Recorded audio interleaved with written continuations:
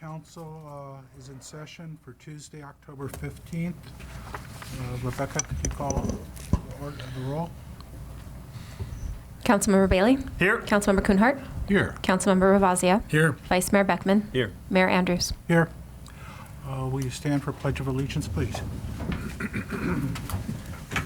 I pledge allegiance to the flag of the United States of America and to the republic for which it stands, one nation, under God, indivisible, with liberty and justice for all. Okay.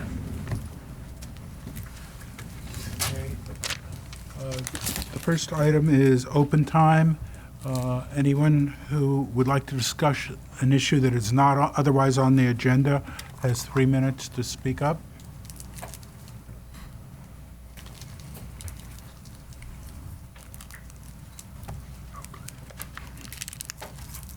Good evening.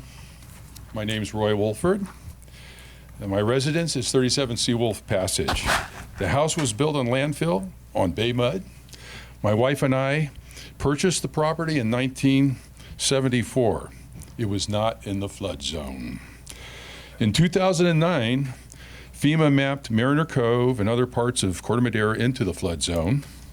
From 1959 through 2006, a Corte Madera study of Mariner Cove showed bay mud settlement of around 4.5 feet at my property. And I'm on 80 feet of bay mud.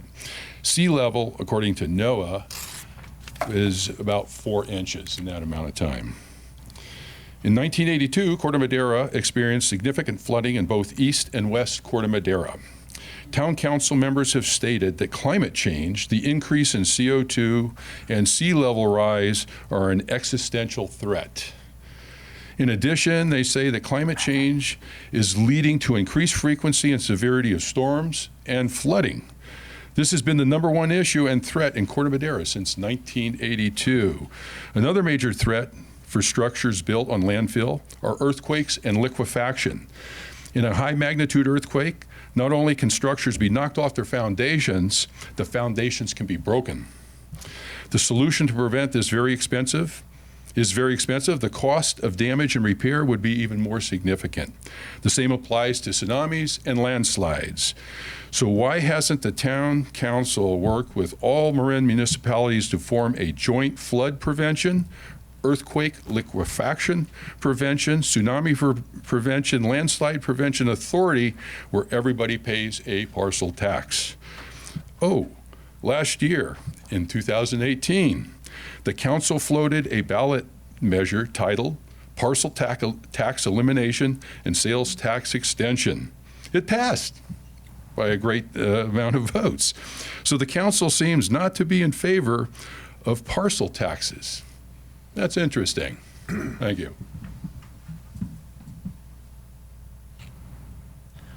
Okay. Anyone else?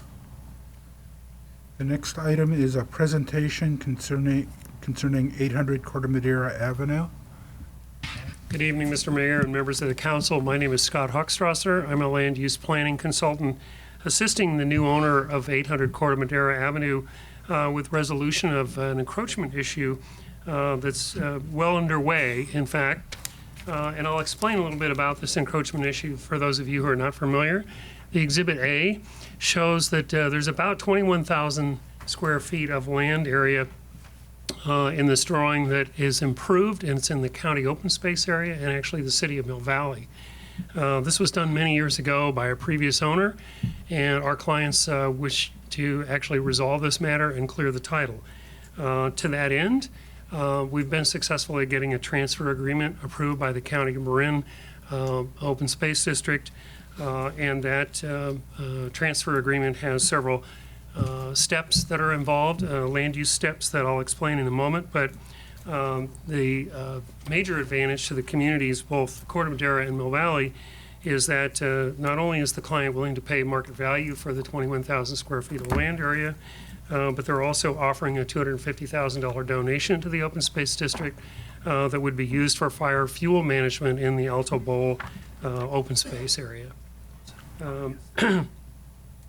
The purpose of our presentation today is just to update you that there is a transfer agreement and that following that transfer agreement and to implement it, we have several steps that are involved because of the complexity of the not only the jurisdictions but the ownerships. I mean, it's the county open space owns the land. The jurisdiction is in Mill Valley, which will require a de-annexation by Mill Valley and an annexation by the town. And that will be implemented through a land use process. If I could ask to see Exhibit B, please. You have a very full packet here with the transfer agreement and the basically the steps that are necessary to implement the transfer agreement. In Exhibit B, basically the district, the 75 days have been achieved. We're actually coming here to present to you as a courtesy of what we'll be bringing to your town staff and to your council for a final decision. And that will include, as I mentioned earlier, a pre-zoning as sphere of influence adjustment, and maybe a general plan amendment. We haven't finalized that with the staff. It includes a lot line adjustment and then the transfer of title. And as I understand it, the lot line adjustment will be done by your zoning administrator or the planning commission. And then there's a LAFCO action to do the sphere of influence change, the de-annexation and the annexation. That kind of concludes my presentation. I'm happy to answer any questions you might have. Thank you for taking the time to listen to us. Any questions? Not for me. Do you have a question? I was going to ask you, or perhaps council, if it is appropriate for us to give any indication of where this is going at all. No. Ask our town attorney. We're not making any I mean, decisions tonight. Correct. They're about to undertake a long ramp of action. And It is correct. You're not making any decisions tonight, but certainly you can discuss what your thoughts are at the current moment. It will not be a decision of the council, but I think you can state where you are at this moment. are you with questions or comments? Well, let's do both. Okay. If you want feedback. It seems to me that one of the only changes is that we'll have a tiny additional amount of real property tax coming to our town. And I'm not sure why a general plan amendment might be needed, because there's no zoning change, right? It's still residential one. It's mostly mapping actions. Yeah. So if that involves, and I think it hasn't been discussed in any detail yet at the staff level, but clearly maps would have to be amended, and whether that involves a general plan map and the zoning map, that's a question. But clearly the zoning map and sort of the town boundary maps will need to be adjusted. Yeah. Yeah, I might add a little bit. I think that the 21,000 square feet that will be transferred to the town would also be rezoned to residential, because it's currently open space in the city of Mill Valley. Thank you. One question I have is the money going to the open space district. Is there any way you can monitor in terms of the deliverability of the vegetation management and mitigation? You know, what sort of timeline after you give them the money, that area will be abated? And also, sort of looking from your property towards the open space, what's the condition in terms of fuel load management? Well, that's an excellent question. I'm not an expert in that area, but I will say this, that my understanding is that the previous owners of this property actually managed a fire break for about 100 feet beyond the property line and beyond the encroachment. Right. And so the contribution, the financial contribution, will go to the open space district for their management and their application of fire fuel management program at Alta Bowl. I don't know the details of that, and I don't know how best to monitor how they spend the money, but that's kind of what they've committed to do. Okay. Good enough. Any other questions? Any public comments or questions?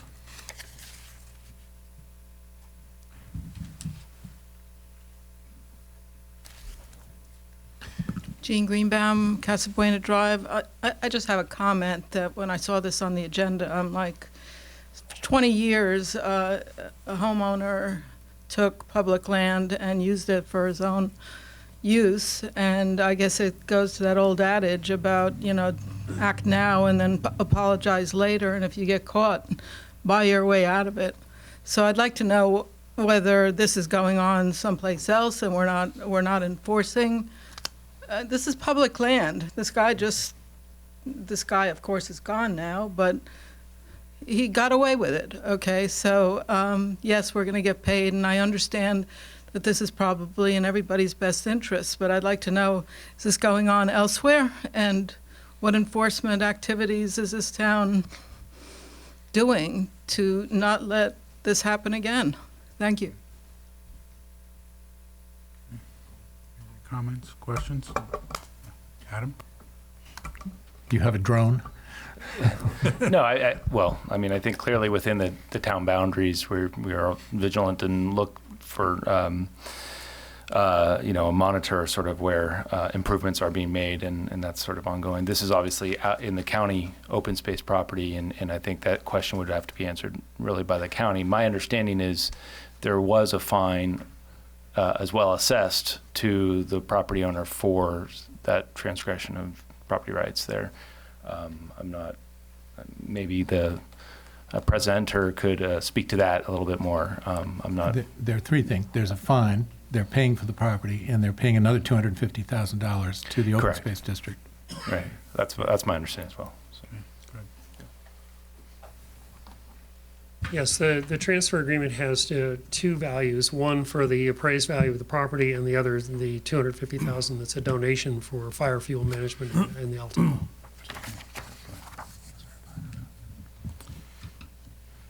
Okay. Any other comments? Or? I had to do a land swap because of some bad surveying on our hill. Surveyors can't seem to get this into this properly. And it wasn't easy, but this is a whole lot more complex. I wish you luck, and it seems that you've really carefully planned this out. I can't think of any deviation that we might want to suggest at this point in time anyway, myself. Thank you. Thank you. All right, good. The next item is the consent calendar. The purpose of the consent calendar is to group items together which are routine or have been discussed previously and do not require further discussion. It will be approved by a single motion. Any member of the council, town staff, or the public may request removal of an item for discussion. Anyone interested in making a motion? I'd move items 4A through 4G. Second?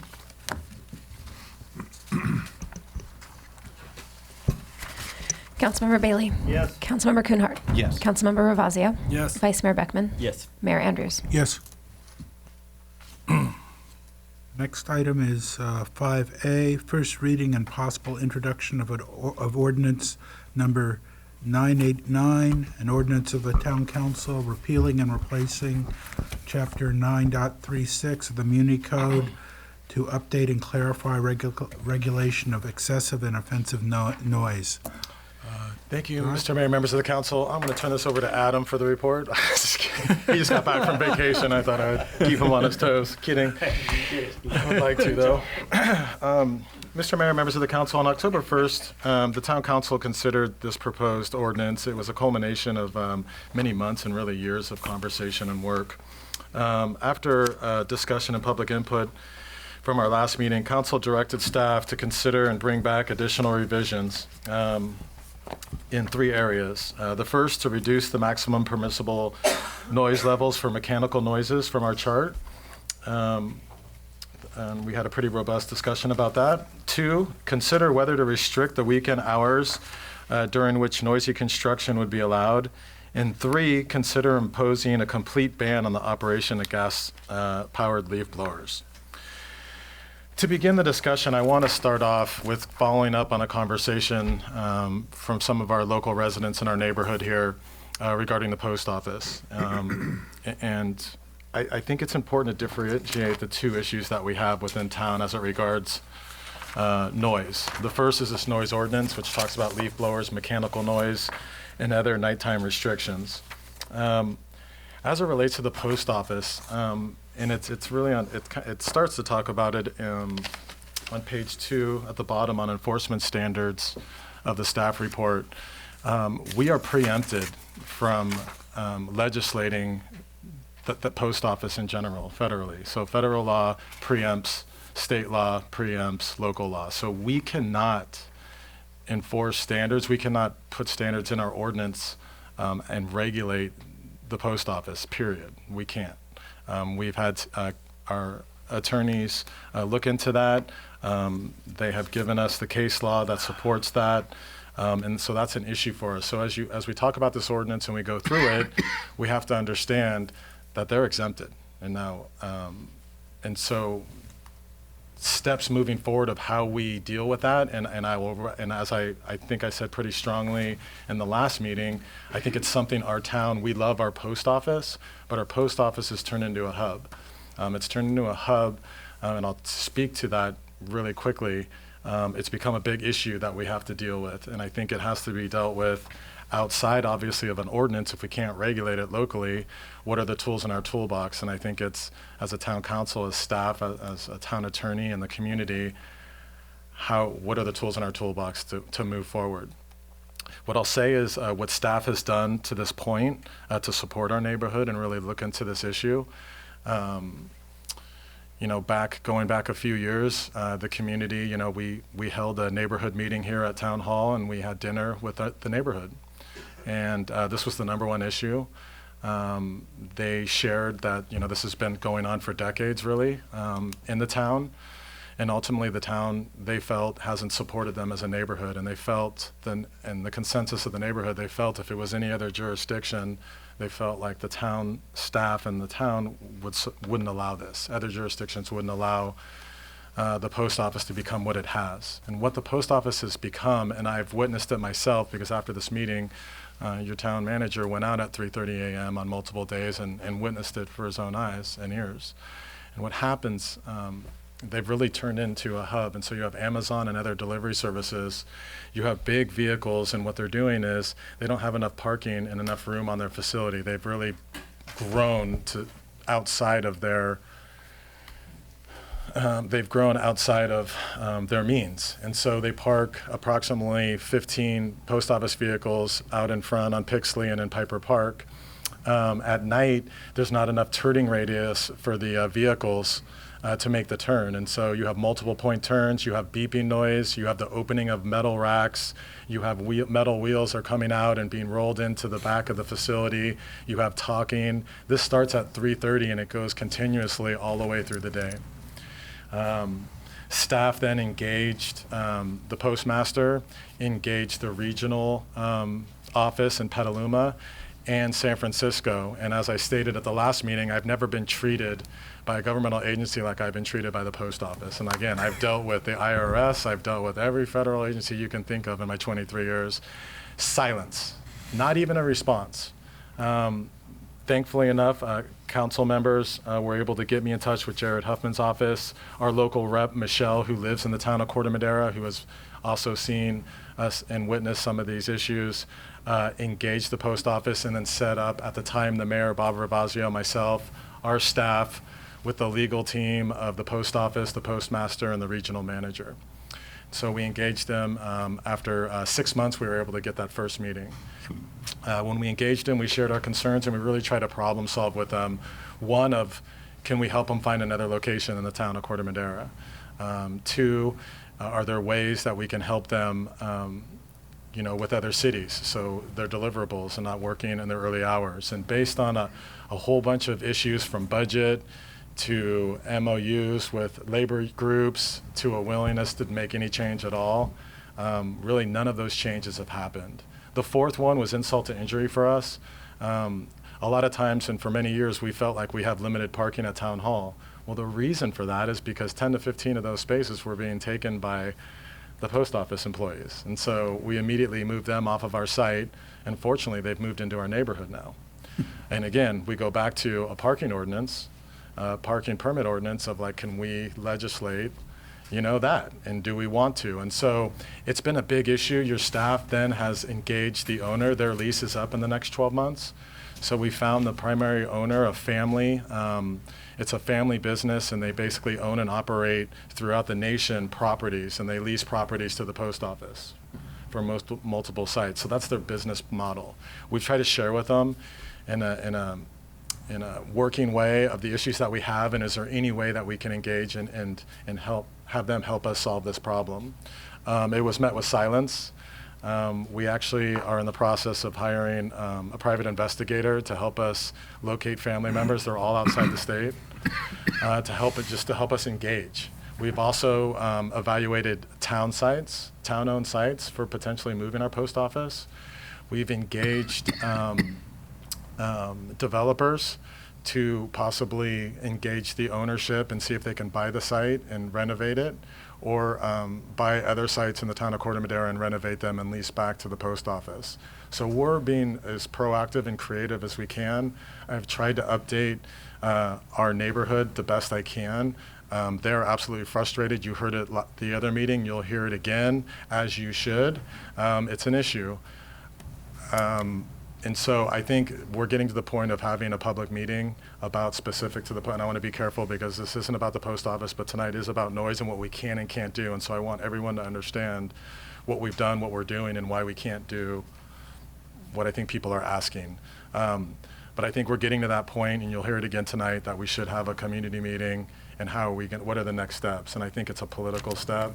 And I don't have a perfect answer, but I'm willing to get direction and do whatever you want me to.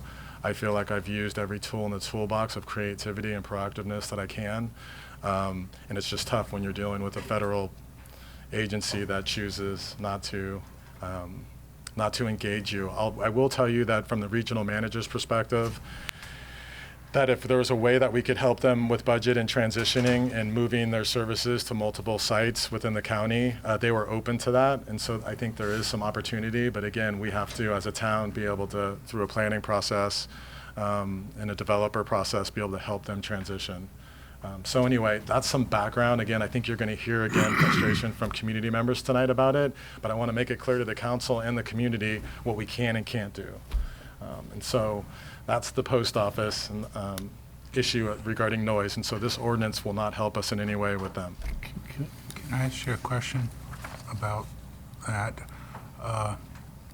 I'm familiar with many airports having to pay to retrofit surrounding homes for to basically soundproof the properties. Any way we could get the property owner of that particular building to soundproof the surrounding houses? Because one of the issues is they're old houses, little insulation, single pane, and I know that when my house was extensively renovated, a lot of the noise went away. So one of the things that we engaged and we've been looking at and will continue to, but again, we've tried, our focus went away from hitting a wall with the post office to really trying to problem solve with the property owner and get them to engage us. There was just some bad contact going back 10 years ago, and I think they put their wall up, so to speak, and so hopefully we can get another family member to engage us. But what we try to talk about is when, whether the post office feels they had to or not, they came to us for a conditional use permit way back when they built this. And part of it was under certain criteria and standards, and they've basically gone way outside the scope of that. And so one of the things that we tried to, and we continue to look at, is just that. If we're going to keep them there, are there some standards that we can force them to do, budget-wise, to offset noise? It's just a really tough location, though, no matter what you do. Yeah. The way the houses back up to that post office, it would be really difficult. But it's something we're looking at everything. It's a good But option. I'm just thinking if the houses had good insulation and good windows, Yeah. it might be slightly quieter within the house. So, Can I ask an operational question out of ignorance? Are those large deliveries from different sources to the Postal Service, is that a wholesale warehousing function, or is that going directly into the delivery stream of the kind of the retail delivery stream of the Postal Service here? It's a good question. I don't have a full grasp of it. I mean, it's pretty wide. It spans wide. I mean, it's a pretty full service. It's to the retailers. It's commercial, residential. It's specific. One of the things we looked at is if Amazon is coming on and doing some of this stuff, is it something we can regulate with them outside of the post office? to stop them is something code enforcement brought up today. But it's pretty expansive, and I think a video, and I wish I should have put it up today, but a video is worth everything. It tells the whole story, 3:30 a.m., and you Yeah. just watch it. Well, It's I don't pretend to understand that business, but it seemed to me that if there are some kind of wholesale warehouse-type delivery functions that are going on here, maybe those could happen in a warehousing part of town. So the issue then comes to the labor group, and the Right. labor group refuses to work outside of the town of Corte Madera and what they've been assigned to, this post office. And so when you offset, there has to be people that accept that and then, file the mail and do things like that. So they refuse to, for instance, we looked at Mill Valley. Mill Valley has a facility that's capable of handling some of this, but they refuse to divert their staff in the morning to have it delivered and then delivered it to the Corte Madera office to be ultimately, taken out to the residents. So, I don't want to get too off track, but it's a big issue. I think it's the biggest. It's bigger than this ordinance, to be honest with you. It's a bigger issue. So, Are they still waking up the firemen? they are still waking up our firemen. Yes. Did the firemen park a fire truck in front of the entrance? I think you have some residents that have an idea in mind too. So with that, I don't want to get side up, but I wanted background. I wanted to be clear, but your staff here's the community loud and clear, and we're working hard towards it, but I think we need to agendize it specific to this issue and get some direction from the council. So, If I could, I want to start off, I think it might be easiest if we start here with attachment 3. It's the red line version of the ordinance, and walk you through, and at any point if you want to stop me, I'm just going to walk you through section by section. And if it's helpful to stop at the end of each section for any questions, I'm happy to do that as well. But again, I want to start with attachment 3. It's the red line version of the ordinance. And on the first page, I want to bring you to the third whereas. And I want to add a word there. Vice Mayor Beckman brought it to my attention of missing a word. In that third whereas, it says, in recent years, the continuing increased use of leaf blowers has, and it needs a word, I believe that word would be become, an additional and significant source of distributing noise in the town. So I'd like to add that. On page 2, again, you can see where we made some red line versions of taking out unnecessary and adding offensive to the declaration of policy. We also added language, at certain levels, noises are detrimental to the health and safety and welfare of citizenry and in the public interest should be systematically prescribed and declared a nuisance. A significant change we made in section 9.36.020 on page 2. We changed the time frame that an officer or code enforcement officer has to measure ambient noise. Ambient noise is critical to enforcing the ordinance. It's one of the issues we have right now with our current ordinance. And so we made that change. Right now it was listed at 15 minutes. They would have to measure the ambient noise for 15 minutes. It's not realistic to have a police officer out in the middle of the night for 15 minutes. And so we're recommending that we change that average to 5 minutes. And with that change, if you go then to section double I, the second sentence, last word says 15. We need to change that to 5 minutes as well. We missed that. On page 3 at the top, you can see where we changed the definitions of a mechanical device as well as a multi-unit residence. I'm happy to read these if you would like, but knowing our council, I know that you've read this multiple times. But it is key to defining what a mechanical device is. As you'll see, leaf blowers are standalone from this, as well as construction noise. Loud construction noise that's approved through the planning department is exempt from the mechanical devices. You'll see at the bottom there, we also kind of changed the location of how you select the location to measure noise levels. And we put in specific language there for someone doing that. Try to simplify that. And then on page 4, section 9.36.300, or I'm sorry, .030, this is the chart again. So the conversation of the chart, it deals specifically with mechanical noises. It does not involve loud construction noise, and it does not involve leaf blowers. It's mechanical noises only defined, mechanical devices defined on page 3. And so again, I think we had a really good discussion. The issue with our current ordinance, again, was it was basically unenforceable. And so if you looked at the way it was worded, 5 decibels above the ambient, basically it would put every mechanical device in violation of the ordinance. It's something, obviously it's just something we couldn't enforce. And so we try to really focus on best practices, other jurisdictions, coming up with an easy way to measure ambient noise and to come to a number that we can enforce, but also fits what we want as a philosophy and practice in the town. I think the discussion was to lower it.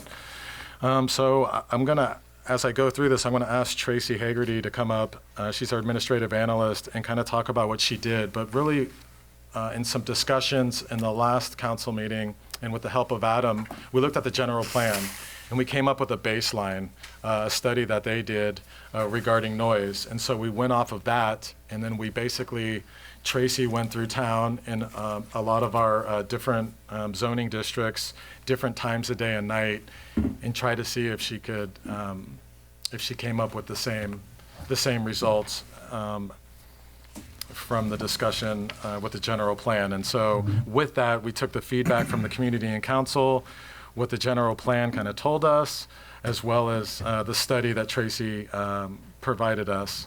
And so with that, table 1 on page 5 is our recommendation. The staff report also lists what we presented to you at the last meeting, so you can get an idea. I would just challenge everyone in this room. You can look at a number and be shocked about it, and I think you just really need to understand what decibel readings are. And again, we gave a chart to the council as well as the community in the back of the room. Todd? Yes, I need to quiet down a little bit. Am I at 68? So if you want to see what the decibels look like. So being mechanical noise, what we try to land at was if you took, from the highway back in, tucked away into our community, what is an ambient noise, an average ambient noise in the middle of the night or at any time of day, making sure that we at least don't get in a situation where everyone's in violation of it. And so again, Tracy's the expert, so I want to let her talk about that. But I think this is our recommendation for council to start the discussion. You may argue that it's too high or it's too low. I think this is a good starting point for our discussion. And with that, Tracy, if you could, do we have the chart to you? And so with that, I'm going to turn it over to Tracy Hagerty, our administrative analyst. And here's what's on the screen. Whoa. She's our administrative analyst, by the way. Evening, council members, mayor, vice mayor. I think you have this chart in front of you. I know this is hard to read. I want to start. Mike and I went out and used the Central Marin Police Department's noise meter to take a variety of measurements in a variety of zoning districts with different noise characteristics: extremely quiet, active construction site. Our light industrial district, our town park during quiet time and during its most active period on a Saturday with soccer games. The far right-hand column shows the low reading on the meter, the lowest that we saw during the time period we were there, which was 3 to 5 minutes approximately. And the high reading on the far right column is the highest measured. And then an average range in residential is shown at the bottom. And that's an average of all the readings taken within any of our residential districts, including the denser R2, R3. And underneath that is all other zoning districts, which includes parks and open space, light industrial, commercial districts. Similar to the general plan, I think it's table 8.1 and 8.2 in the general plan. We're seeing an average residential ambient noise 44 to 50, and all other at 55 to low 60s. We did have some higher readings, for example, at an active construction site with standing at the sidewalk while nail gun, saw, hammering, talking, and whatnot were going on, and that would cause a spike, obviously. Same with the noise of the children at Town Park. So you may see that reflected in column 3 from the right there, just sort of a description of the character of various noises while we were at that given location. And with that, I'm available for questions if you have any. So as we move forward, it's something again to point out on the next page. There was a pretty robust discussion from the community and council regarding loud construction and possibly changing the hours allowed on weekends. Staff had a hard time evaluating that after just looking at the public comment as well as the council. It seemed like both were split. Regarding construction, I think there are a lot of weekend warriors, so to speak, and concerns about limiting that. And so staff recommends, or in this ordinance right here, we did not change and make any additional restrictions from what was presented to you at the last meeting. But if council were to have a discussion about it, staff recommends that you possibly consider 2 things: further restricting timeframes allowed for such construction, or 2, banning such construction altogether on Sundays. So if you were to do anything, those may be the 2 areas that you start and have a discussion. But again, staff wasn't comfortable giving a recommendation based on what we heard. And so that's, I wanted to point that out. Next, again, I wanted to point out a couple changes on page 6. In the middle of the page, the Director of Planning and Building shall have the sole discretion to increase hours exempt from provisions of subsection A for construction for demolition work. Such decision shall be based upon the likelihood of noise impacts to residential uses and the emergency nature and/or purpose of construction activities. And I also wanted to point out farther down section 3, we also, burglar alarms, emergency signal device, any standby machinery or equipment necessarily operated in emergency situations, and we added language including but not limited to generators used in emergency periods, such as during power outages. So emergency generators are exempted. And I'll tell you, just going through it in Petaluma, those are loud. So we're gonna have some challenges moving forward, but we did add those. We thought that was important. Can I ask a question? Yes, sir. From a policy as opposed to an ordinance thing, when issuing building permits, could we do a policy where you tell sort of commercial construction, don't work on Sunday, as opposed to just having a flat-out ban, but, don't you already give them sort of guidelines on when they can work and how they can work? If you sort of made it as a condition of the building permits that, don't work on Sundays. In practice, what we've done in the past is through projects that get approved at the Planning Commission level or through any entitlement such as design review, and at the staff level, we usually include a provision that says, and goes beyond, this goes sort of prior to my starting here, but we've continued that practice of saying no work on Sundays. I frankly think this is the opportunity to reconcile and make consistent all of our policies with regard to construction hours. Mm-hmm. So in fact, I think if this goes forward and the noise ordinance says that we should allow construction on Sundays from 10 a.m. to 5 p.m., I would like to make our conditions of approval on all our projects coincide with that. I will say, unless there are some specific project conditions that the Planning Commission or staff feels are appropriate, such as what we had, sort of the Robin Drive project and timing with relation to schools and drop-offs and things like that, there's going to be some provisions there that don't allow that. But other than that, I think it's better to actually have consistent set of regulations that we can base sort of those policies on a specific ordinance rather than just sort of pulling it out from sort of what we think is appropriate for. Right now we have a sort of a policy for people that get design review, but if you don't need a design review, then you're allowed to work on Sundays, and it just doesn't really, I think, work that well. There's not a great rationale for that, in my opinion. If I may, through the mayor, I just want to clarify that this particular ordinance regulates noise. And so the hours that are set forth in the ordinance are the hours when construction and demolition are exempt from the decibel levels in the chart. There are certain types of construction that tend to be more quiet. If you're painting or doing something where you are below the decibel levels in the chart, then there would be no restriction under this ordinance for doing it on Sundays or after hours. I think that may be a little different than what Adam is talking about in terms of when restrictions are being imposed on Sundays would be any work under a conditional use permit, I believe. Is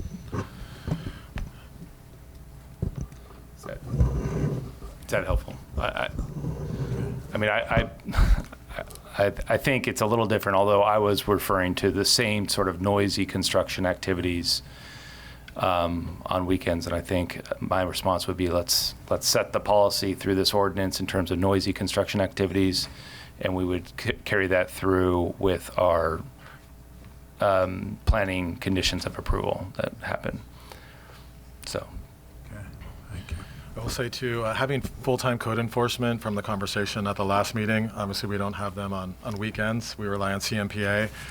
But some of the other issues that the community had, and I think we can speak to it, and I think we have done a better job because we have the personnel to do it now, is the issues of like staging early, starting a little bit early. You know, those were big issues in the community that I feel like we've wrapped our heads around, and we're much more, we're able to be aggressive and on top of that and manage that better. So I do think we'll see improvement moving forward in that area. The next section is page 7. It's 9.36.040. It's the leaf blower restrictions. So again, we started, when at all possible, to try to mirror our CMPA, JPA agencies, San Anselmo and Larkspur. So we focused on Larkspur. We thought Larkspur had a really good discussion, as we said at the last meeting, regarding the leaf blower restrictions. Hearing the community and what we think we heard from the council, we made some additional changes. So what we did is we did an outright ban on gas-powered leaf blowers. And so we put a beginning date of March 1st, 2020, because we felt like we needed to give the community, landscapers, and everybody else time to make that switch. B, we restricted the hours for leaf blowers, their operating times, and with those times for both residential properties as well as multi-dwelling units, they mirror Larkspur, so that will be helpful for enforcement. Again, Sundays and holidays, it's unlawful for any person to operate a leaf blower. Section C is basically law. It doesn't matter. I mean, we have it here, but debris removal, you can't put debris down the storm drain system. It's illegal. The exemption, we did exempt town and the school district. The school district, one is they have budgetary issues, as we know. They have big swaths of property. And so for them, it would be difficult, and they've asked to be exempted. Larkspur did exempt them, and so we mirrored that. And so we kept that recommendation. You'll see that the town staff is also exempted. I know from discussions at the last council meeting, and I'm sure I'm going to hear it today, it's not something that I'm going to jump up and down for, but I'm just going to share with you the reason why I did that. It's my intent as staff to move as best I can to battery and electric powered leaf blowers. I think it's good for the environment. I think it's good for noise. I just think it's the right thing, especially if you're going to ask our citizens to do it. We need to follow suit. In talking to staff, there's a couple areas that cause me concern, and one, it's efficiency. So efficiency is important when you're working, and so there's no doubt that gas-powered leaf blowers that we have for the town of Corte Madera are more effective and efficient than battery-powered. It's just that you can. I've seen the test results, and it's a fact. When we blow, and we do that every day, we can't start at 5:30. We have to start as early as possible because traffic, the center medians, the streets, roads, pathways, parking lots, we have to do it when people aren't out, but you have to wait till a certain amount of time. You only have that a limited pocket of time, and you have to move fast. And so from an efficiency standpoint, it's important to have that capability. The second part is, if you have a power outage and you have battery powered, because you don't have extension cords long enough to take us in some of the areas, that could be an issue. And the third one is you're probably going to, instead of having one person blow a certain area, you might need 2 or 3 from an efficiency standpoint. The bottom line, what I'm going to tell you, is that we can do it, and that's what we want to go to. And so if you feel strongly, staff can go 100% to battery or electric powered leaf blowers and not exempt us. I want to make it clear to you. But from an efficiency standpoint and just from our staff, that's really has been their arguments for consideration. Regardless of if you exempt us or not, we would probably go, in my estimation, 80% battery powered or electric and 20% gas. I would keep the gas on hand if power ever did go out, that I would have the capability to do that. But at the end of the day, it's not going to overly affect our operation, but there are impacts to us, and so that's what they are. So regarding the school district and town, full disclosure, that's why we came at it. We still exempted us. We mirror Larkspur with that. But again, if you feel otherwise, we'll do what we have to do. The last piece is page 8. It's the nighttime general noise regulations. This is 9.36.050. There has been some discussion regarding this from at least one community member. And so we added nighttime. This used to be general noise regulations, day and night. It's been changed to nighttime. And I'll tell you, from a staff perspective, this is the right thing. This isn't an issue. This doesn't help or hurt us from handling noise. We felt it was important to change it to nighttime. As you can see, we have a number of factors. People in the past, I can give you 2 examples. I gave you one at the last meeting. I'll give you another one tonight. It was in the letter you have at your dais, and it's also in the back of the room. If this is changed, it left as is, and it's daytime and nighttime, basically you're talking about conversations. And so again, you'll hear from a community member tonight, and we have a couple emails that are at the dais in the back of the room. We're talking about conversations. You're in a very slippery slope when you do that. So let me give you some examples of how this ordinance gets weaponized by 1 or 2 or 3 people in our community. And this is like real life stuff. We had one in East Corte Madera. Again, it was kids playing in the front yard on Golden Hind Passage. We got, I believe, it was over 80 calls for service. And shame on us as a police department for going out there 80 times because kids were playing in the front, in the street or on the sidewalk. You have people that play tag football. You have people that play basketball. You have, we had another example of 51 calls for service in a matter of 18 months for kids playing Marco Polo in the swimming pool. And we went out there 51 times with a decibel reader to evaluate it. If you looked at the way the noise ordinance is written, there's a number of examples of how you evaluate that. And so when we step back to think about it, again, Chief Norton's here. We have Mike Moriarty from Code Enforcement to give you examples of, well, does this restrict us from solving a problem of loud noise, loud talking, someone talking on the cell phone loud, playing in the front yard, a party, whatever? How do we handle that in the daytime? And so they're there to give you examples. This isn't an issue if you look at our calls for service in our jurisdiction. We get calls for service all the time for loud talking. We go out there and the officer is able to go. That they don't pull up this noise. Here's another little thing that we all need to realize. This noise ordinance from whoever's enforcing it, they're not opening this. They're going to go out there and go, is there loud noise? Where's the noise? Hey, we got a complaint. You guys are talking loud. Can you keep it down? Can you go down the street and talk on your phone like 2 houses down? You get a loud pool noise. Okay, we go out there. Hey, your neighbors are a little upset. Yeah, can you, just keep it down a little bit? You're playing basketball in the backyard. We go out there and we handle it. It gets handled. There's very few times, and I can give you those 2 examples of 81 calls for service and 51.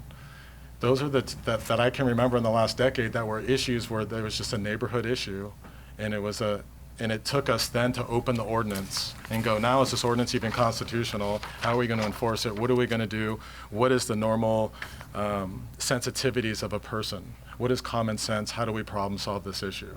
right? So what we did is we feel it's appropriate for it to be nighttime. It doesn't stop us from going to a loud party in the middle of the day. We handle it the same way. If it's loud music, it's the mechanical devices, right? If it's a drum set, it's covered under our ordinance. And so, again, you've heard some, I think, one-sided, a lot of concerns about it. This is not an issue in the town of Corte Madera. This is an appropriate change. Staff fully supports it. Again, if you have any questions, we have the chief of police here. We also have code enforcement to speak to that should you have any questions. Again, we made some other changes to it that we thought made sense when we do have a complaint of violation. There's a number of factors that we evaluate that we think are appropriate, and we think this is a really strong change, an amendment to the ordinance. The next page, page 9, it's section 9.36.070. We talked about it last time. It's violation, penalty, and remedies. Again, the leaf blower, when we made that amendment a few years ago, that was changed. That was an infraction, but every other violation within our ordinance was a misdemeanor. Again, we changed all violations to infractions as they should be. We would always, we'd always do education. We would always work for remedies between neighbors before we issued citations. We want neighbors to talk to each other and help them problem solve issues. I think it makes neighbors stronger that way. And again, we made, you have the repeat complaints. It's at the bottom of page 9. I think it's important to have that because it gives direction to the enforcement wing of our town. That if you're in a situation, you are supported by the town council and the manager, that, hey, if you investigate it and you come to the realization that this is not a violation of law based on the set criteria of standards set forth in our ordinance, stop coming out. Go spend your time on traffic enforcement and doing the job that we want you to do. And so I think we need to make that statement. I think it's important. By no means is it to say, don't call and make a complaint. You can call anytime. You can complain about any issues you have. You can be anonymous. We're going to come out and problem solve it. That's what we do. That's what is expected of us. As an example, that we went out 81 times for kids playing in the middle of the street in the middle of the day. We went out 51 times for kids playing in a swimming pool. Just so we come out and we're going to problem solve the issue the best we can. We get into problems when the ordinance isn't clear or it's really not appropriate, to enforce. And so these are the changes that staff made. It's very difficult to do. It took a lot of time. I'm not saying this is a perfect product. It doesn't solve all the issues for the police department. This doesn't make the job of the police department easier. The police department, again, they're going to go problem solve issues. If it's loud, they're going to ask you to be quiet. They're going to help you. So with that, I'm just proud of staff. We're all here to answer any questions and listen to any comments. Thank you. Could I ask a question about the 070 repeat complaints? Are those ever reported to the police council or the town council so we understand how often that problem is coming up? Yeah, so both of my instances that I gave you, both councils were well aware in the town of Corte Madera of that. The police council was not. I don't recall them coming up through the police chain of command. It was citizens coming to us, and then we had to, we went to the police and said, what's going on?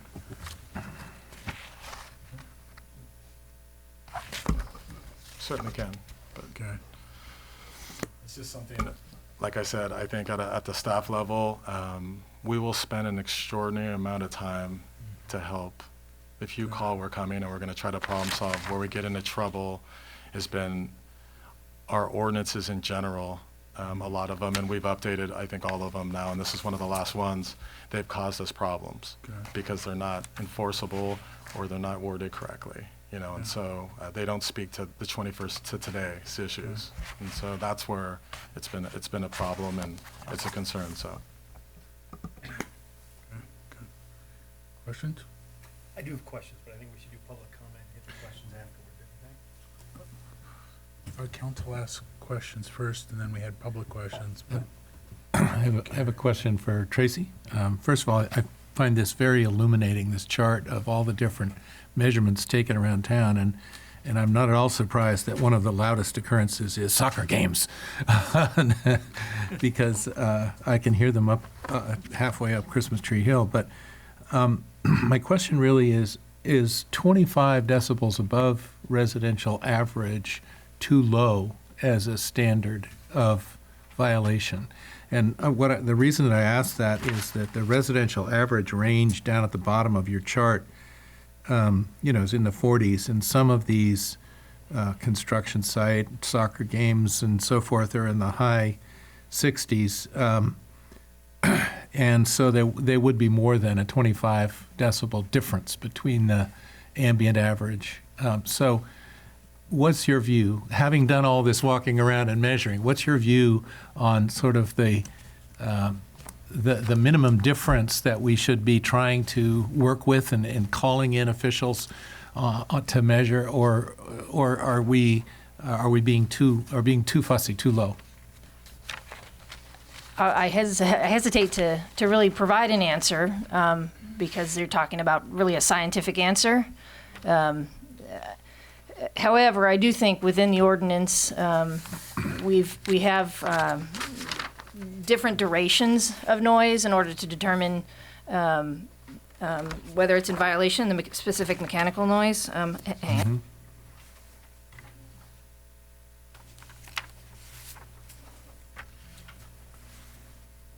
So with the 25 above, that noise would need to have a duration of 10 minutes.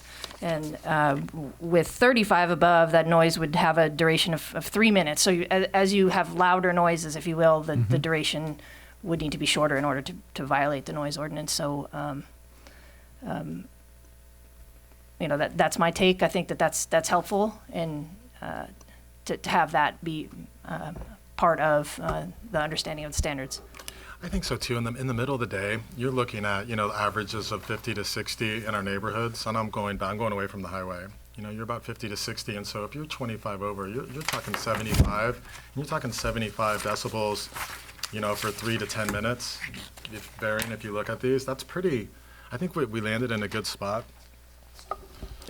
And just noting some of the other, the playground and sort of the park functions, those are in all other zoning district categories. Those aren't residentially zoned districts generally. So those areas where there are congregations of people and there's other, intentionally there's other activities, those are the higher standards would apply there, 40 dBA above the ambient and so on. So.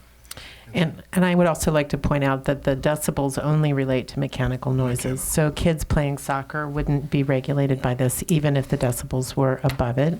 Of course, if they were playing it after 10 p.m., then it would be regulated in the nighttime restriction, which again is not this chart. And again, I think we went back and we studied all of our noise complaints going back years and really what are their common occurrences, what are the common issues, and then trying to look at this chart to say, okay, where's an appropriate place to land, and then using the work Tracy and Mike did just to confirm that. And so we feel pretty comfortable with this, where we landed, again, hearing from the public and seeing what the council feels. Any more council questions? Any questions or comments from the citizenry? Peter? Yeah, Peter Hensel, Willow Avenue. My concern about, the weekend warriors is that they like to do their projects and they got power tools and, you might be measuring from the property line and it's too loud. I think that the weekend warriors you spoke about should get an exemption just like construction people, and be able to do their projects, and everybody's happy, keep within the prescribed hours. So that's my take on that. But I also have to address this 51 complaints at the swimming pool. Todd, I hope you're listening to this. You called me out, so I'm going to call you out. That was just jive because, that pool at 19 Pixley, that serves 21 townhouses, okay? And there was a gang of kids over there, for a number of years that were just yelling and screaming. It wasn't conversations, I've dealt with that pool for 45 years I've lived there. This was a period in time where people were just out of control. And police coming actually helped with that, because the cruisers would show up, And finally what happened was they kicked out the noisemakers, Maybe they were families that were renting there with kids that were out of control. They kicked them out, and now for the last 3 years, I wouldn't even have complained. So, you try to label me as a crank, 51 complaints, come on, it's just jive, So, this is what I'm talking about, people noise. You say it's just conversation. It can be yelling and screaming, and that's what it was at the Pixley Pool. Nonstop yelling and screaming, So, yeah, of course I complained because it affects my property. That never should have been put there anyway. It was built in the late 60s. Guy that was the head of design review, he did a deal with a developer, and allowed the developer to put in 2 more units. Instead of putting that thing in the center of their complex, it got shoved into my backyard, and it was just a lawless zone. So I really resent that you're trying to make me a crank. I really resent it. And it can be a lot more than conversation. It can be yelling and screaming. And so, yeah, I got burned by it, and so I'm still talking about it. But in the last 3 years, thanks to Central Marin Police coming, it stopped. They kicked out the noisemakers. So hallelujah for that. I appreciate it very much, And I respect law enforcement. How many? 25 minutes. I respect law enforcement for the good job they do when they put on a badge. They put themselves in harm's way. Firemen, same thing. So I really love the police, So don't put me in a corner, try to make me a crank. Thank you.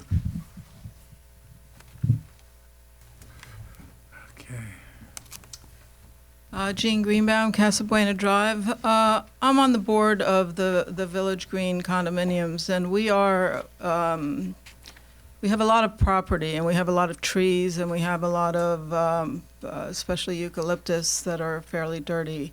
And every Friday, our small landscaper, so locally owned landscaper, comes out, and I believe they do use the gas blower for about an hour a week. And I'm concerned hearing that these other blowers may not be as efficient or cause other problems. We have 29 units there. It's a very small period of time, and I don't really know what the financial impact is going to be to this small landscaper that we've used forever. But if we're now going to hear a blower that's less efficient for 3 hours instead of 1 hour, and I'd like to see if multi-unit residential areas be given an exemption, the same exemption that apparently the town is asking for itself.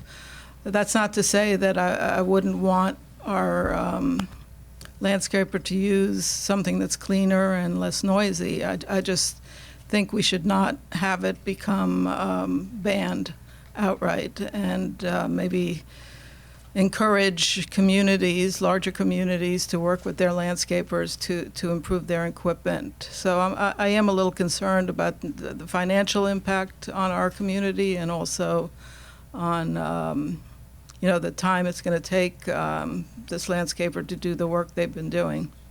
Thank you. Hi again. It's Steve Hoffmeyer from Colonial Flats. That's the original fire department call from 20 years ago, working with Jim.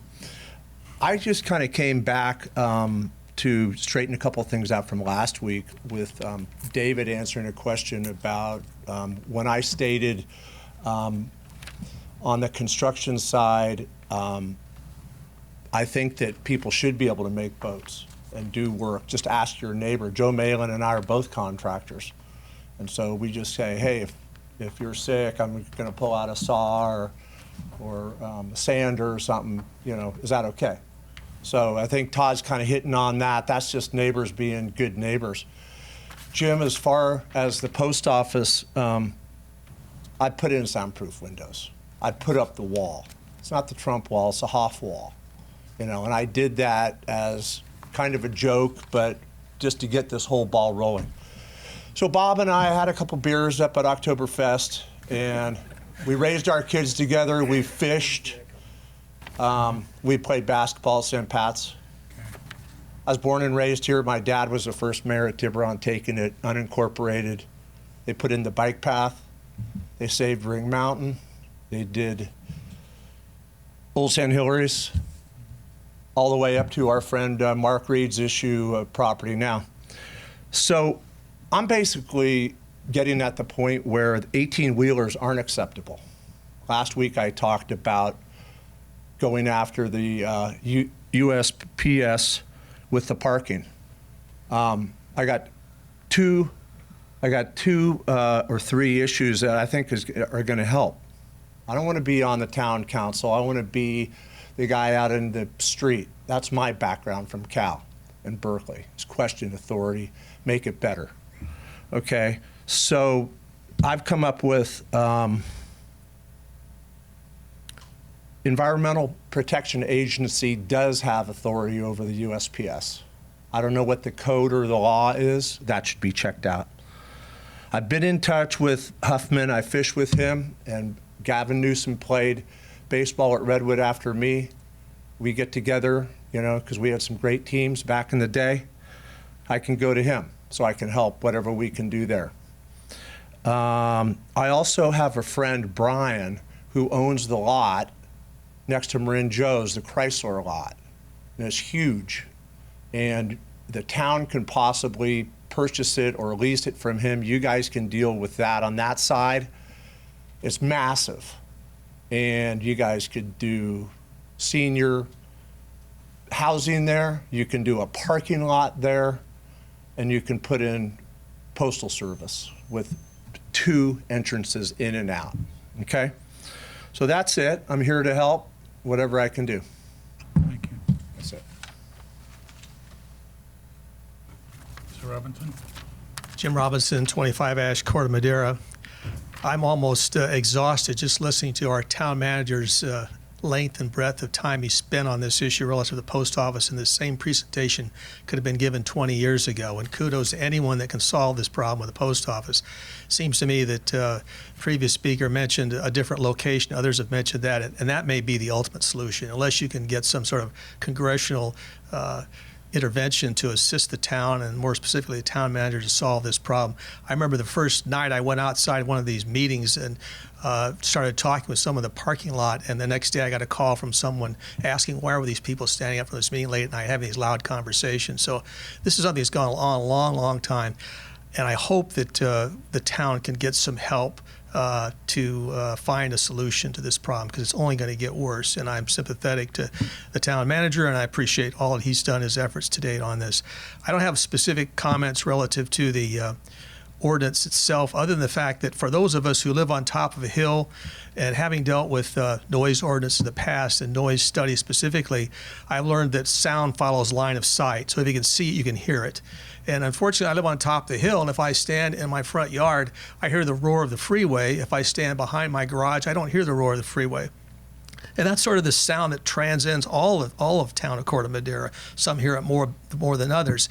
So I would suggest that, and put this in your wish list of things to do in the future, but I would hope that the town would maybe look, as Woodside has done in some other communities along the peninsula, of having asphaltic surfaces added to the freeway to help reduce sound. And there have been studies done by engineers that have shown they can reduce it up to 9 decibels. I realize you've got enough on your agenda tonight related to this ordinance and other issues dealing with noise, but that's something that might be a solvable problem and a doable problem to help reduce some of the noise we have here in the town. Appreciate your efforts. Thank you. Any more comments? Council comments?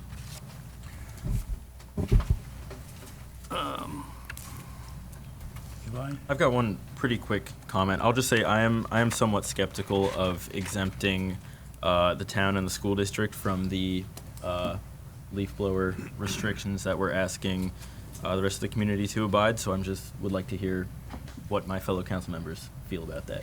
I totally agree, Eli. I don't think we should exempt ourselves.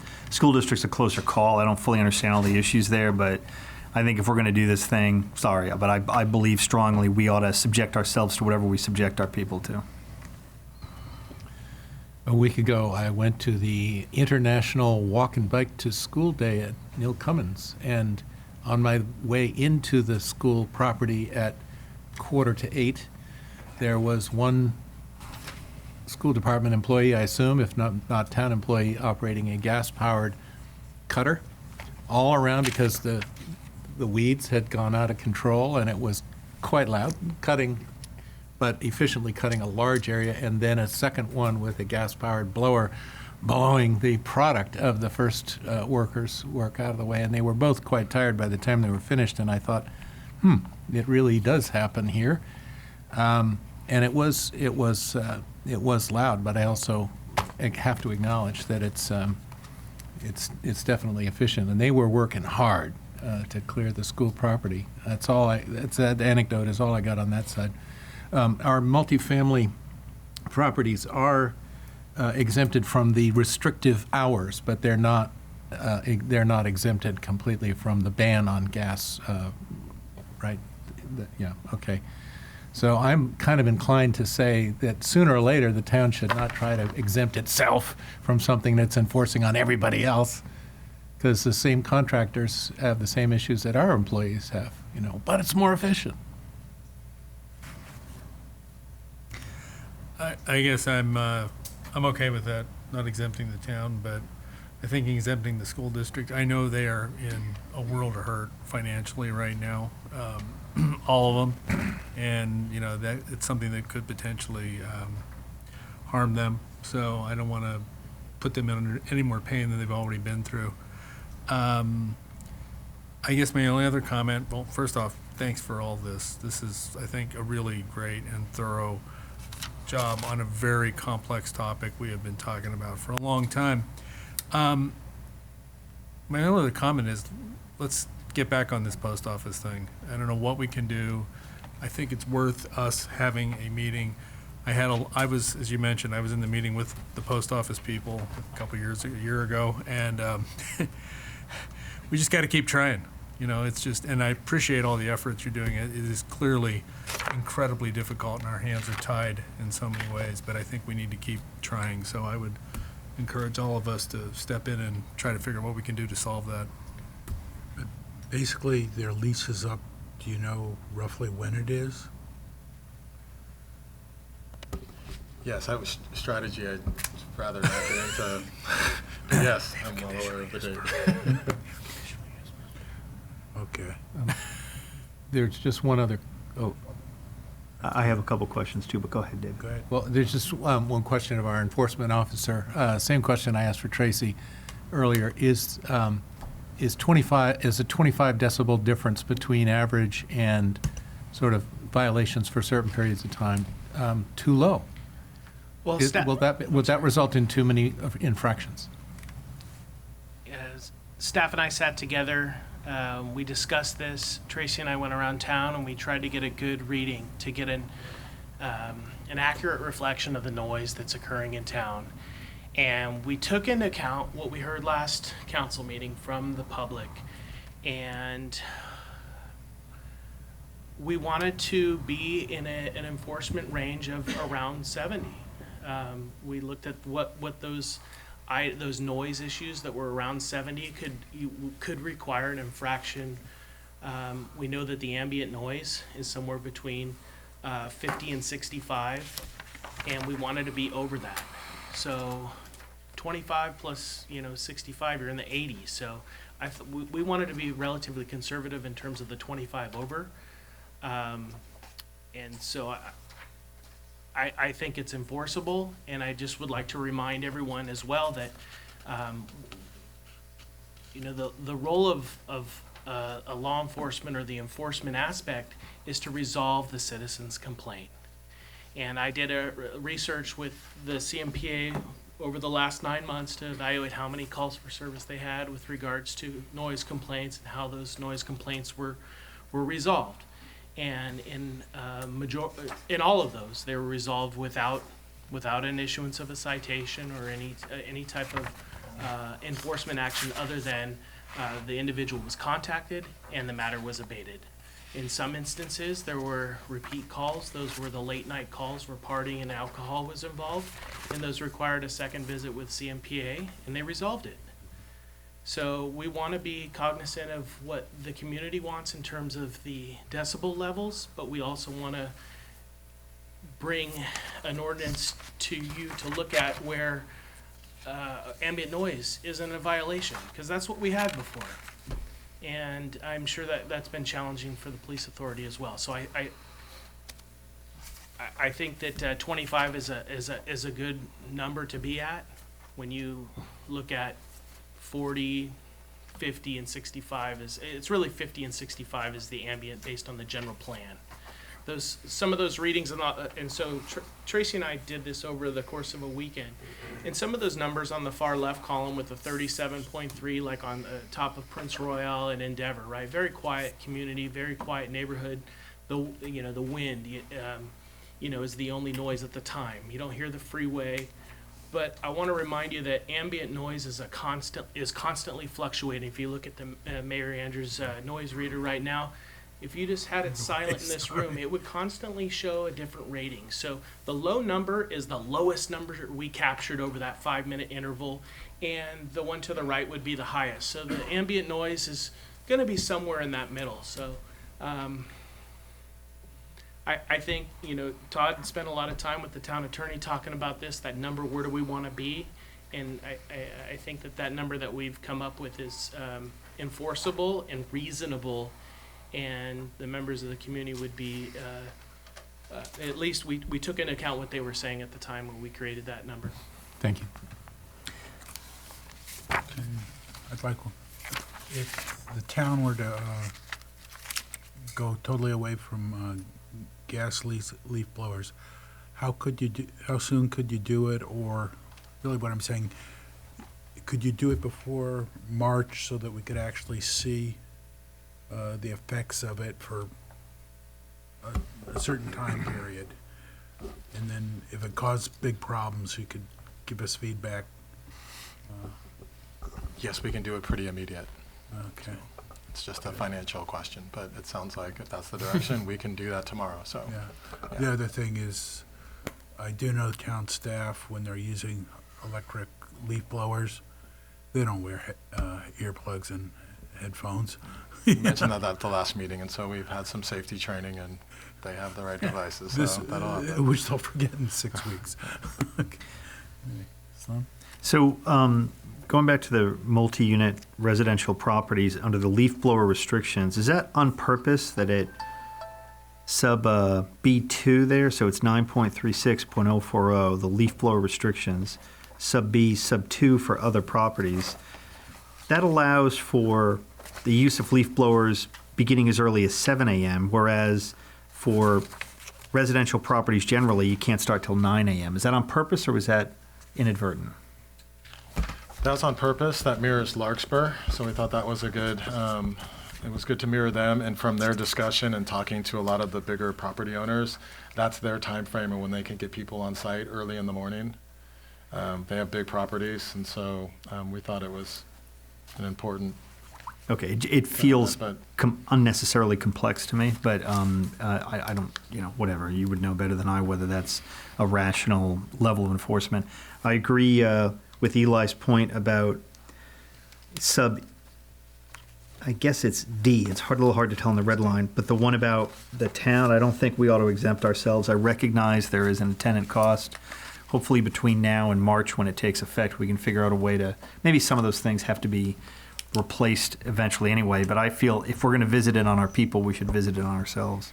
And then finally, maybe for our code enforcement guy, or I know Chief Norton's in the audience here, can somebody explain to me what are the penalties for an infraction? I know there's a big point of calling out in the ordinance that this is a violation shall constitute an infraction in lieu of, instead of, used to be a misdemeanor. So what's an infraction? Yeah, so an infraction is like a traffic ticket. It's a fine. It's a fine. That's it. Yeah. Okay. So technically a misdemeanor, which I don't know any judge that would do it, but you could technically serve jail time. So, and a fine. So this is a final. It's basically the equivalent of a traffic infraction.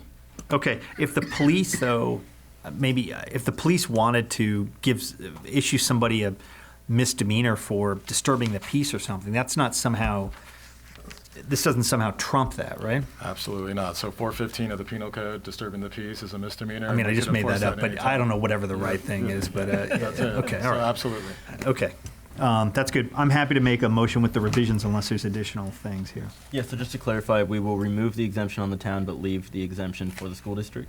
That's what I'm proposing and the way I would move it, but I didn't really, I know you think, Bob. No, I think that's good. Okay. I like May it. I makes sense. clarify? There are really two different types of exemptions. One is the exemption for the ban on leaf blowers. Yes? The other one is an exemption that is written in for the town and the school district as to the hours of operation of permissible leaf blowers.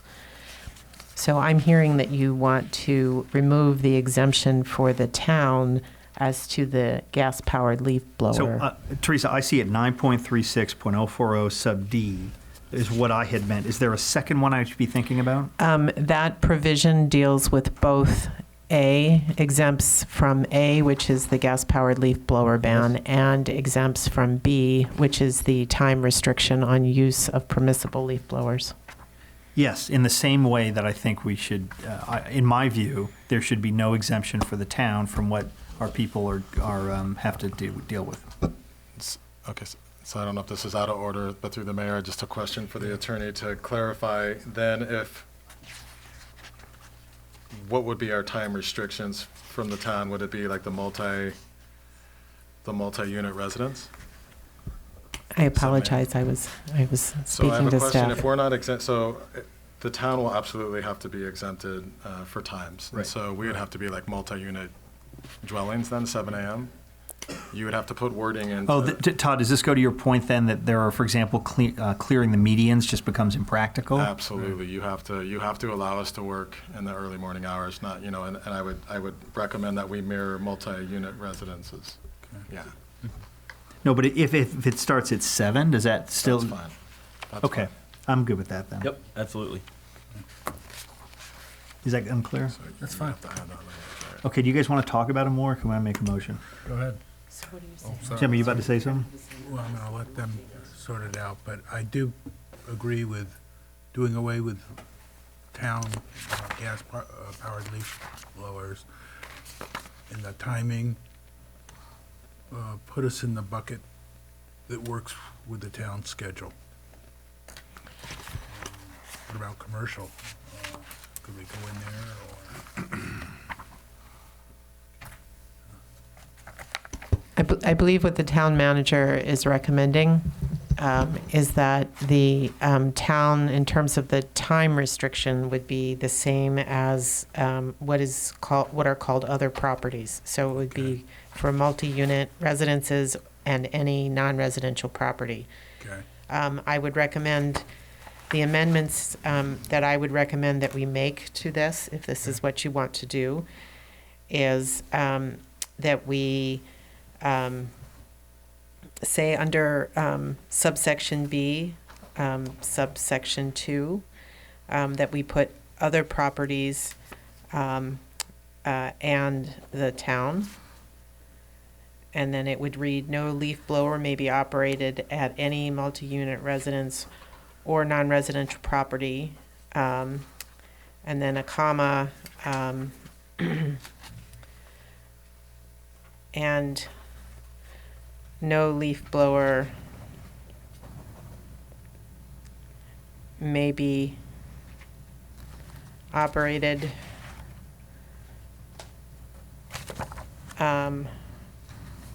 by on-duty town, by on-duty staff or contractors of the town, comma, except between the hours of 7 a.m. and 5 p.m. on weekdays and between the hours of 10 a.m. and 4 p.m. on Saturdays.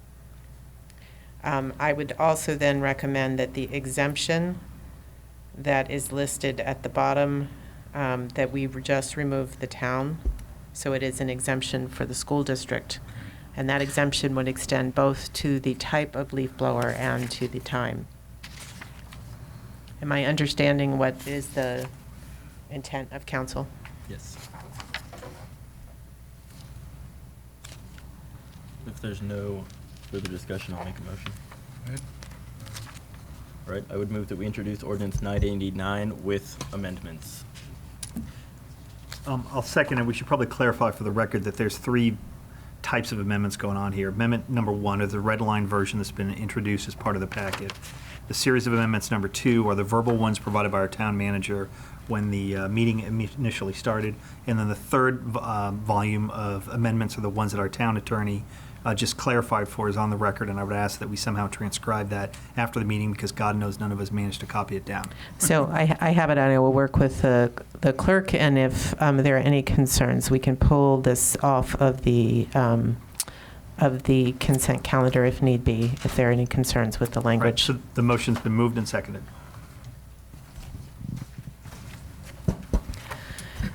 Councilmember Bailey? Yes. Councilmember Kuhnhart? Yes. Councilmember Ravazio? Yes. Vice Mayor Beckman? Yes. Mayor Andrews? Yes. An hour and a half. The next item is 6A, which is consideration and possible adoption of Resolution 43/2019 to 1, authorize the town's participation in a joint powers agreement to form the Marin Wildfire Prevention Authority, authorize the mayor to execute the JPA, and 3, request that the County of Marin place a parcel tax on the March 3rd, 2020 ballot to fund the Marin Wildfire Prevention Authority. Thank you, Mr. Mayor, members of the council. I'd like to introduce our very own County Fire Chief, Jason Weber. He was kind enough to come, and he's, as you can imagine, he's been pretty busy for the past 6 months on this. So we had a pretty robust conversation. Again, we had the presentation. That was very helpful, and then we had a discussion about the ordinance itself as well as the JPA. What I'll tell you is just, again, I think at the 11th hour, sometimes you make the best public policy as you change things, and you're here, you work together to really have a good finished product. Some of the issues that or concerns we had back at the last meeting regarding the JPA, again, I feel like we're starting to head down the path, the right path. The JPA, as Councilmember Ravazio talked about, you could talk about this for 8 years and still, talk about it. And so at some point, you have to believe in the concept of the JPA. The governance model is solid. Staff feels very comfortable with the way the town of Corte Madera is represented on the board of directors as well as the operations committee and the technical advisory committee. And so, there's work to be done on the JPA, and so we could take certain sections and wordsmith it all we want. The bottom line is that's going to be the work as we move forward as a group. And we have a good group, and I have no issues or concerns that we won't be able to make any necessary amendments. So the recommendation of staff is absolutely authorize the mayor to enter, to sign the JPA. Again, there are a few amendments that need to be, and Chief Weber can talk about it, that have to be made on that, but those are in progress. The second one is regarding the resolution before you, asking the Board of Supervisors to put this on the March 3rd ballot. And so the council has been following this very closely over the past few months, especially over the past few weeks. And something, again, Chief Weber can speak to this, but going to the Board of Supervisors is the newest amendment, and I think it's very important for our council, from hearing from all of you, that there be a sunset clause. And so within your amended resolution, I think that's at the dais, also on the back of the room, on page 2, you'll see in the last whereas in red, there is for a term of 10 years is added, as well as number 3 after the now, therefore be it resolved. Number 3, it says request the County of Marin place a parcel tax measure on the March 3rd, 2020 ballot for a term of 10 years. And so staff, this was an important one at the manager and chief level, a lot of discussion. Again, I think I just give credit to Chief Weber and the county and the team that has been working on this for so long to really hear the responses of the governing boards and staff, and they've made some really strong changes. Again, they've strengthened the Citizens Oversight Committee. They've included an up to clause in the parcel parcel tax language. They've added the 10-year sunset clause to the ballot language, and there's an 80% return to source over 5 years in the operational areas. And again, local code and control remains with the local agencies. And so those are really, I mean, it goes to an example. We talked about it a little bit at our last meeting, that the key players in the county and the community and all the 19 member agencies have been involved. We feel like those changes that were necessary have been made, really the last one and really one of the most critical being the 10-year sunset. So with that, staff recommends that you approve both the mayor signing and enter an agreement for the JPA, as well as approving resolution number 43-2019 as amended. And with that, I know Chief Weber wants to make a few comments. He has a PowerPoint presentation. I told him it wasn't necessary, but there are a couple videos that he would like to show you. And I think it is important. You know, it's something that we all lose sleep over, you know, especially during red flag season. So with that, I'm going to turn it over to Chief Weber. Thanks for coming.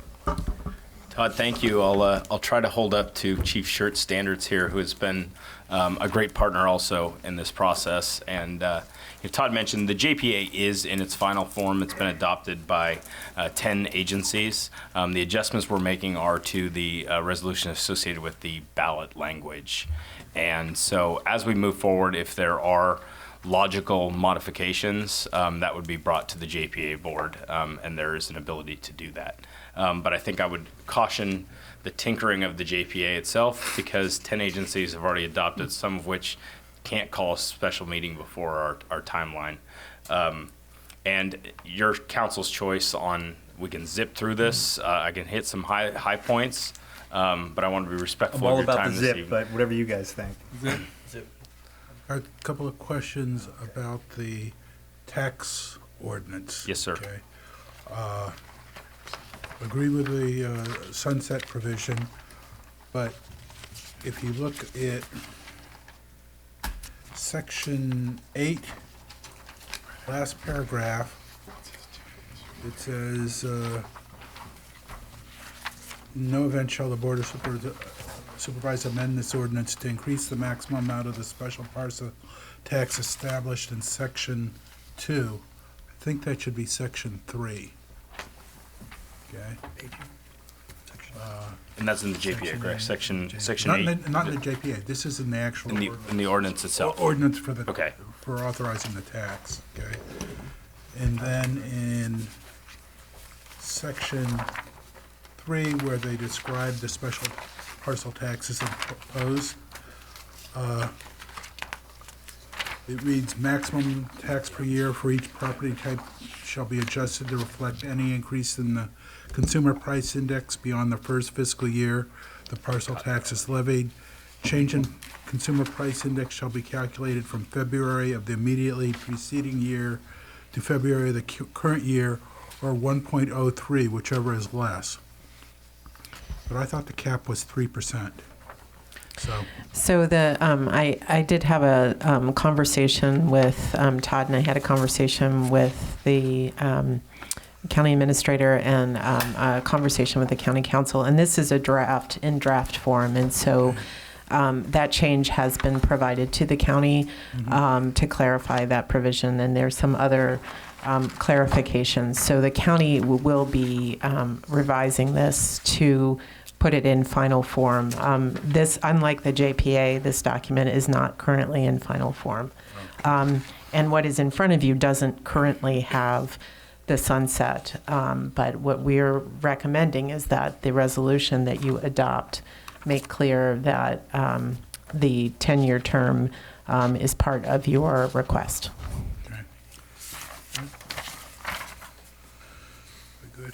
Any other questions? I'm hoping to see the presentation, but one question that I have is, anybody know the square footage that Corte Madera enjoys of its built assets? So the town, what's the town's contribution going to be? 825, I believe. I'm sorry. Good. So you're just shy of $1 million. Jim, you're going to be nicknamed Eagle Eyes. Here you go. This is again. So now the final, based on the tax study, is 803,265. 803. And is that just improved, or is that the there's vacant parcel contribution and per unit $75 and so forth? Does that include all of those? So that's all inclusive. So that would be any multi-unit residential that's 3 or greater that's taxed at a flat rate of 75. That is your unimproved parcels that have a escalator based on the size. It's all inclusive of what you see up there, and the tax study, which we can. Okay. Okay. Any other council questions? Is he going to give his presentation, and then we're going to have questions? Go ahead. Certainly. I'm here at your pleasure. If anybody wants to hear it, Chief, you better give the whole thing. Okay. Okay. And I'll move over what Todd has already covered. Great.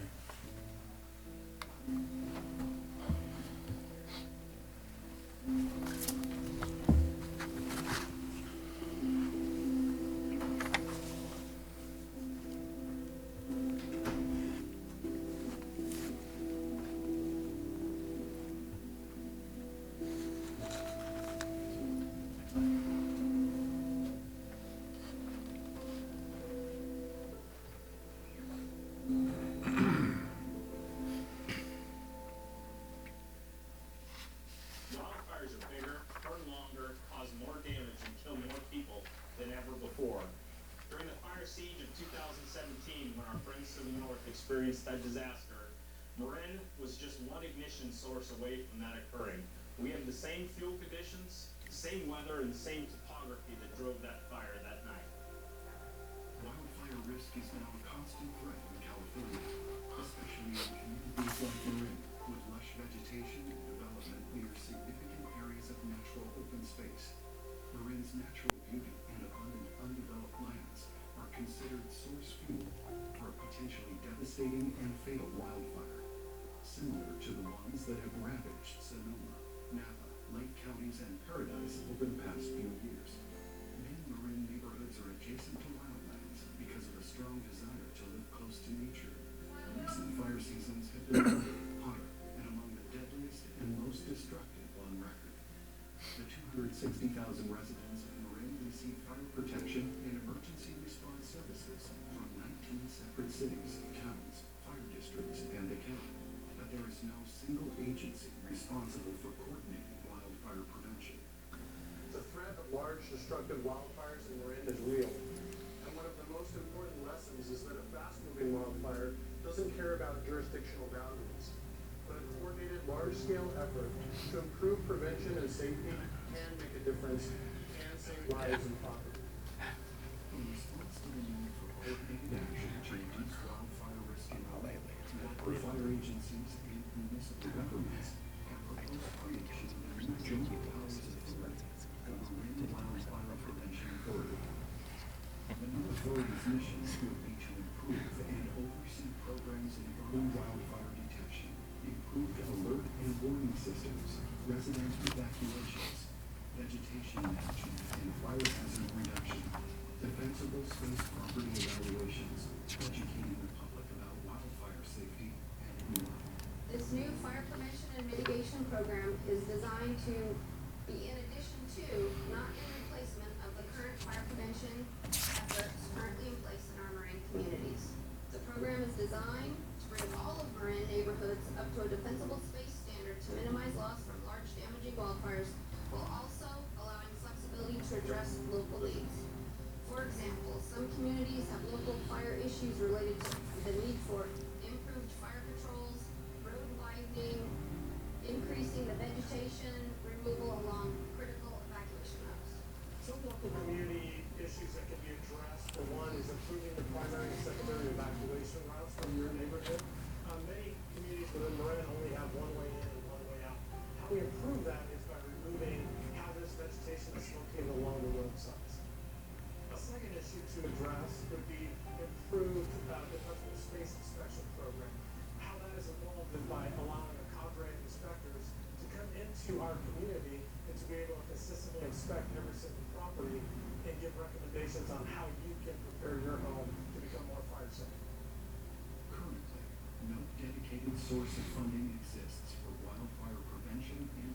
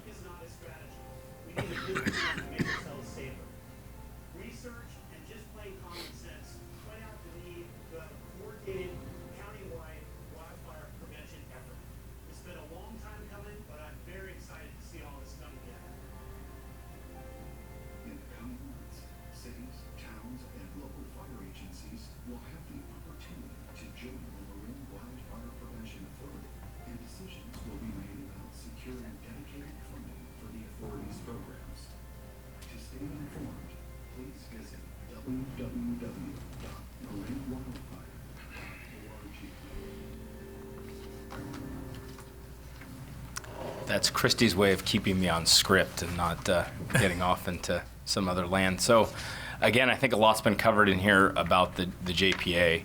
I think almost without exception, going around to 40-plus public meetings now, there's certainly a need, and I don't think anybody can argue that. And we've come together, and as professionals.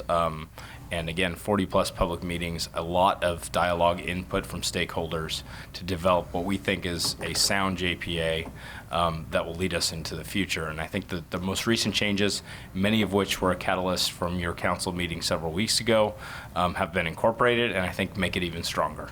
And so, it's refreshing to be in front of you tonight. Especially having, I think, Mimi on our side. I know which side of the tracks I want to be on, certainly moving into the future. But I think that, that is an example of the ability to make adjustments and have a thoughtful process with good deliberations and strong community partners. Mentioned the public information that's out there. The documents have been up on the website. Just want to clarify some of the recent IJ Marin Voice this Sunday had a few things in it that I think are worth mentioning. One is there are exemptions for churches. Properties classified under use codes 60 and 61, specifically 61 I'll talk about, are exempted from this tax on the baseline. So that is an intentional move. And then, member agencies need to be, they're lending their fire and taxing authority to the JPA, and that really demonstrates is the reason they're included. And then the voting weight allows smaller and larger agencies to have a balance, and that's kind of the Senate and House vote with everything, and that means it's got to carry 50% of the population and 50% of and I think really the intention there, that's well engineered to have a large board be functional. I mentioned the feedback we've received. As our principles to make changes, we really stayed strong to this, and I think it's why where we're at today. Is it good public policy? Is it responsive to the stakeholders? Can it get support of the 19 agencies and the public? And does it help achieve the mission of the JPA? And using those four kind of principles, we've examined every single fork in the road, and I think that's why we're here today. Todd mentioned some of the changes. I'm not going to go over them too much. But I think the biggest ones back in front of you are this return to source concept, which was working with John McCauley from Mill Valley. How are there assurances of that with still a good public policy move, meaning that we're looking at a geographical area and not just a return to source by agency or what would be the purpose of a countywide JPA. And then local control.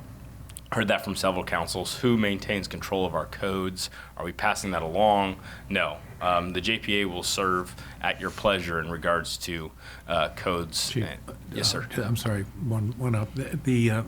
Once again, the Citizens Oversight Committee will have a tax watchdog participant and an environmental participant, yes? That's correct. Okay. It'll consist of 9 members, tax watchdog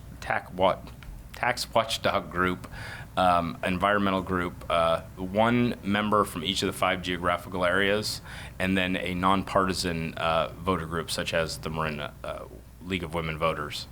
Is that Thank 9? you. I think Thank so.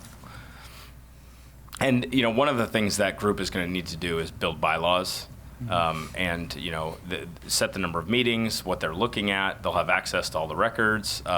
One thing that is required is an annual report that looks at the programmatic as well as the fiscal piece of the JPA, which I think is really good and very transparent.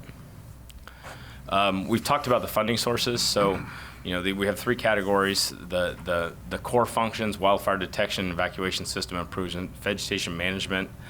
Grants, public education, neighborhood wildfire preparedness is in that main group. And out of that being about $12 million, about 8 of that is vegetation management. The others are covering those things. And some of the first things that need to be done is a countywide evacuation study to really understand where our pressure points are and where our focus and revenue sources need to be directed immediately. The next piece is defensible space evaluations and specifically allowing us to function support seniors and access and functional needs with a grant program. That grant program is actually coming out of the 60%. I think, and Ruben can probably attest to, fear level is here, the understanding is here, and expensive tree work doesn't need to be done at every home. People can do modest improvements that have big impacts, and it's really starting to move that needle. And when we look at our compliance rate, we're countywide, either somewhere at or below 50%. So we have a lot of work to do in this arena. And then the local 20% piece, and that's to accelerate things you're already doing now. That could be for seniors, that could be for low-income folks. You have the discretion as to how you use those funds in alignment with the voter initiative. I think we've covered, and it's been back to your board, in front of your board, is the board of directors is expanded to 19, as is the operations and budget, so those don't end up out of alignment, because we don't want that group making recommendations that isn't in alignment with the structure of the board. The technical advisory committee, this is where we bring subject matter experts like PG&E, our land management agencies, to the table and work on projects collaboratively. That's also where we'll have the opportunity to bring our environmental groups in. This is a host of agencies, and it can be very specific to what the need is from a technical level. And then, of course, the Citizens Oversight Committee up top. So the 5 geographical zones that are outlined on this map represent those 5 geographical areas very quickly. Top right, Novato, Santa Fe, Marinwood, the county service areas within Santa Fe, the greater Ross Valley, so Fairfax side all the way down through Corte Madera, and then southern Marin below that in green. And then, of course, the larger area out to the west is the western zone. One thing that I just will bring up, and maybe Todd will at the end, I think the map that you have in your packet has some errors on it. So it should reflect and look just like this, and we'll distribute that as well. I talked a little bit about the funding sources. So again, these are the areas that they fall in. I won't go into great depth. Those numbers will be a little bit lower than what's projected up there based on some adjustments, but essentially they're in alignment with those percentages. Structure of the parcel tax, we talked about 10 cents per building square foot, multi-unit $75, unimproved parcels at 25 to 150 depending on the size of them, senior and low income exemptions, and then an escalator capped at 3%. Some of the mandatory fiscal accountability pieces include the citizens oversight, the independent oversight with both reporting of the financials and also the annual audits, and then an annual work plan prioritized with a budget. And then the ballot language is the same as you've seen before, with the adjustment of the until repealed by voters, and that is now for 10 years. And then timeline, we're finishing up here the meetings in the next 2 weeks. And the timeline for the board to hear this for the first time to place the ballot measure will be November 5th, and a subsequent meeting on the 19th. And then ultimately, if we move forward, a successful election on March 3rd. Questions? Yeah, I have a question. One of the things I'm seeing in my business is houses are being sold and people are having a really hard time getting fire insurance. Occasionally, actually more than occasionally. I just had a client who literally went to 8 different insurance agencies before they found somebody that was reasonable. They were told by a rep from State Farm that State Farm is trying to get out of every insurance policy they have in the WUI in California. I don't know if that's true or not, but that's what this rep told them. My question is, if this were to pass, does this help that situation? Because my concern is this is going to get a lot worse for our residents, because I think 1/3 of our town is in the WUI.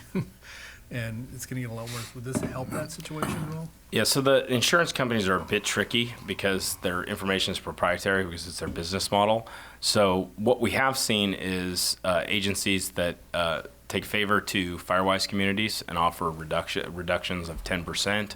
I think that the discussions we've had with insurance professionals are things like this are looked very highly upon because we're investing in our community that's lowering the risk for their assets, which they're protecting. And many people feel an organized approach like this will either slow down or stop the non-renewal issues and the cancellations, which is huge. And we've been successful one-offs trying to help people go through this and getting assessments, and I'm sure Ruben's done it many times, but we're not always successful. And you know, California is not a fun place to insure. It's easier to go to Phoenix or somewhere else. And I think that, you know, certainly this can't hurt. And I'm hopeful that with this kind of movement, this organized effort, and at this level, with this type of investment, the insurance companies are going to recognize that. Thank you. Any other questions? I have one question. The program and projects, can you give us, you mentioned evacuation studies as being an early one. What other type projects would you consider doing? So most, if not all, agencies have a list of projects within the Community Wildfire Protection Plan.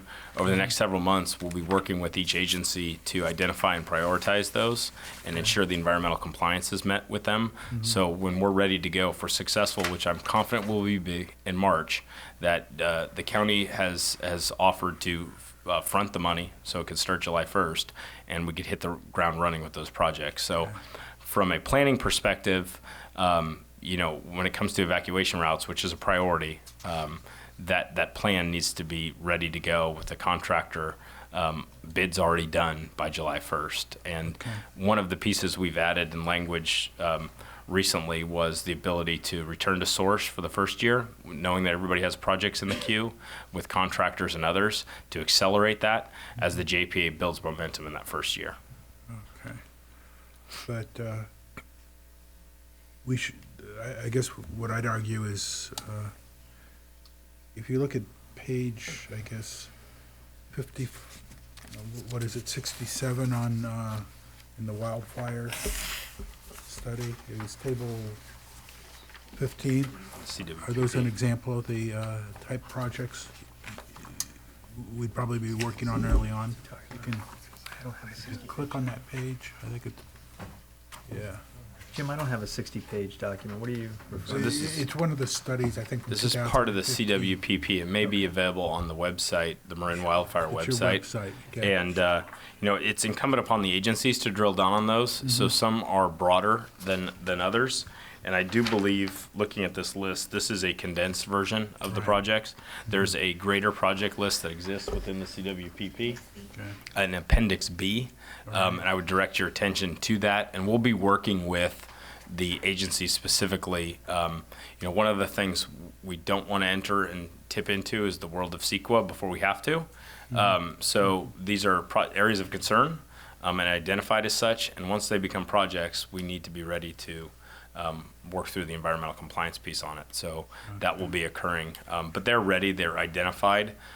There is hundreds of millions of dollars worth of work. Right. It's really about the priorities. And I think one of the things with the 5 geographical areas that's important is we're locally prioritizing our work. So when it rolls to the board, you're going to see locally prioritized projects based on the 5 geographical zones. And those agencies that already work collaboratively and well together will be able to capitalize on that. Yeah, but I guess where I'm heading with these, if you look down these lists, the probability is that Corte Madera will be contributing tax dollars, and a good portion of that will go outside of the strict jurisdiction of Corte Madera, but it'll be necessary to protect our borders.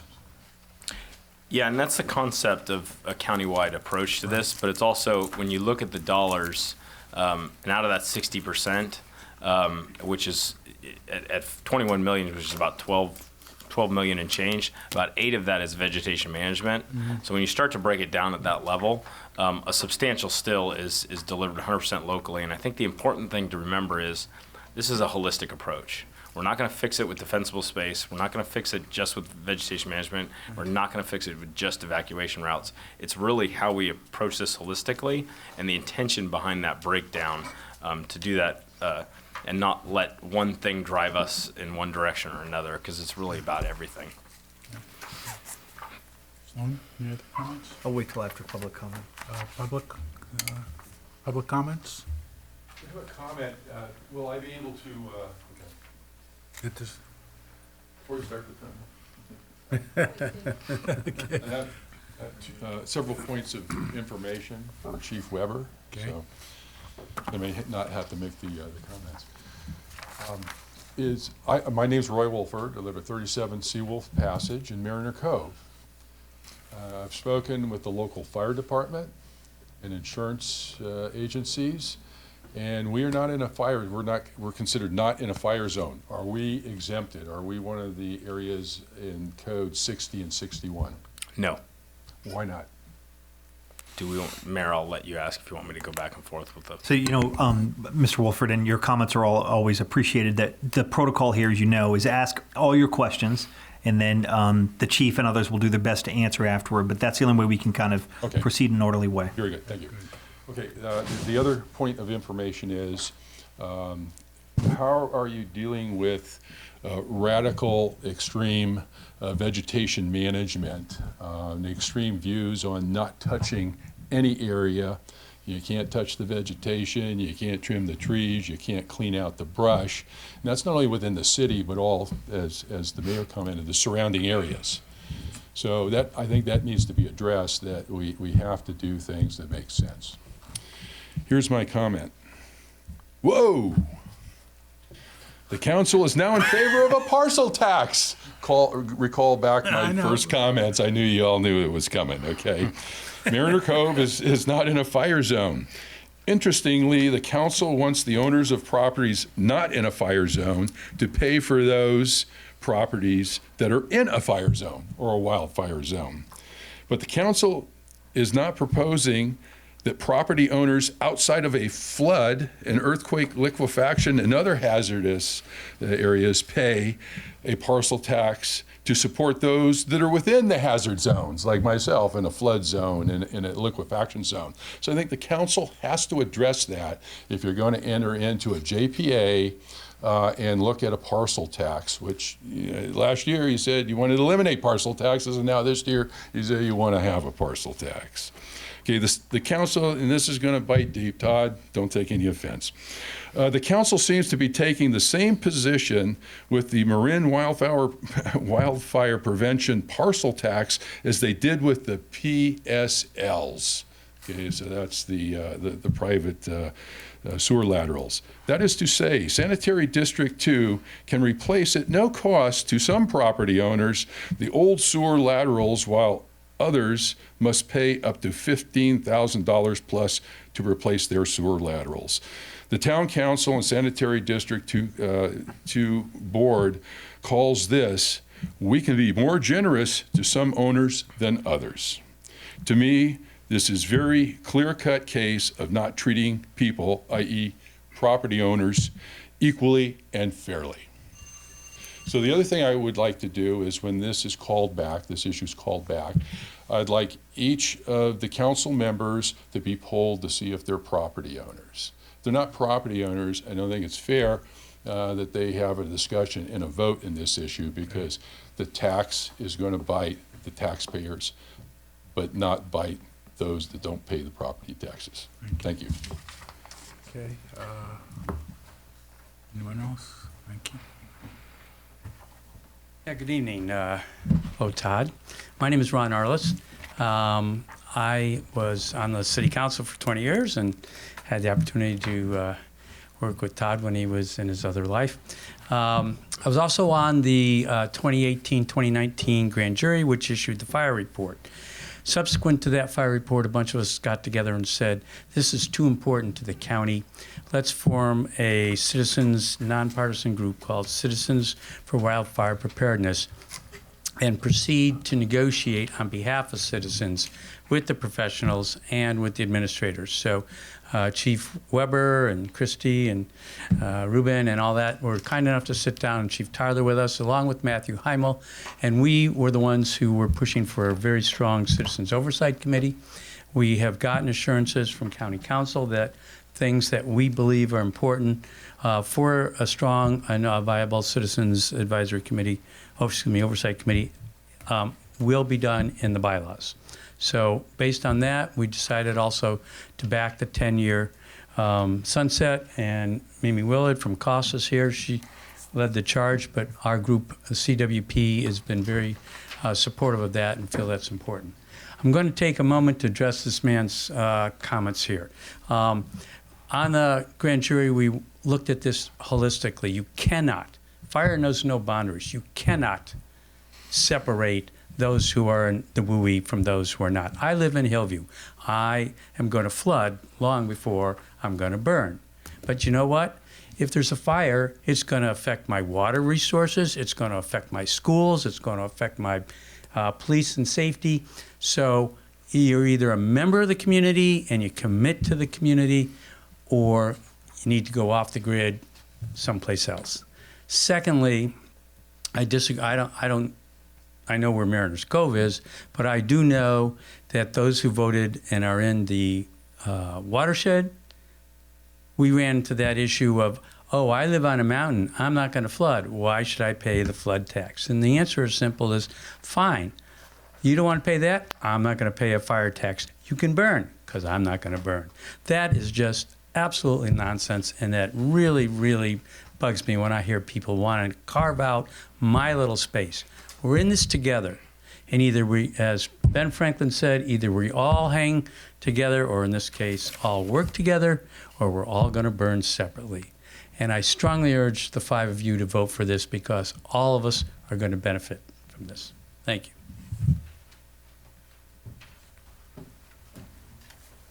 Good evening. I'm Mimi Willard from the Coalition of Sensible Taxpayers. From the very beginning, COST felt that the concept of a countywide approach to fire preparedness, as advocated by the grand jury, was a worthy goal. But we had problems with some of the details.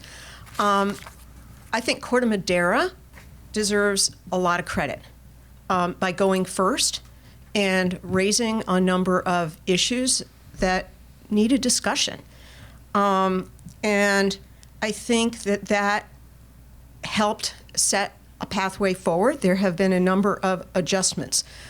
When I was last here and heard your first meeting, there was a lot of discussion about a leap of faith and weighing that against the idea that there was a proposed perpetual tax and therefore no exit for the taxpayers, and there was no exit for the agencies. And I'm really, really hoping that this all works and we don't ever need to exit. But I think that it's important that through this process, with the cooperation of the various agencies and the councils and the taxpayer group and the grand jury group, that maybe we're coming together on something that has guardrails. And for my point of view, the really essential guardrail is the 10-year sunset. Because as I've said a number of times, I think if there are going to be problems that emerge, they're probably going to be pretty evident to all of us at the 5-year point. And so that 10-year sunset becomes an opportunity to reassess and adjust. And I fully believe that the parcel tax will be renewed, I hope for 10 years the next time around. But that absent maybe that deadline, things can get kind of bogged down in an agency that's got 19 different members. So that provides us an important standpoint. So with the introduction of the 10-year sunset, the Coalition of Sensible Taxpayers went from being in the unfortunate position of having vowed to oppose this to being willing to endorse it. And so I think if there are remaining issues that you have, let's maybe unite around the idea that perfect is the enemy of good, and this is good enough for the next 10 years. Thank you. Thank you. Hi, Jim Robinson, 25 Ash, Corte Madera. I also raised a concern about the lack of a sunset clause. I really felt it was prudent and financially responsible to have a sunset clause, so I appreciate seeing that in the resolution. One question I have, since this Joint Powers Authority will have the ability to issue debt, incur debt, and issue bonds, my question is, how will they be able to do that if there's a 10-year requirement? They might have to look at that when they're thinking about issuing debt. The other question I have is relative to the cap of 3% for the CPI.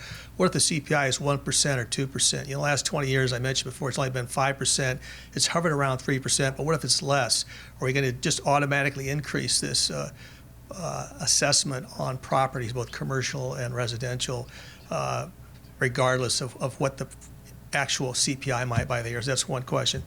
The other question I was maybe I'm a little dense, but when I understood this issue, it was going to be assessed on commercial and residential properties on a square foot basis.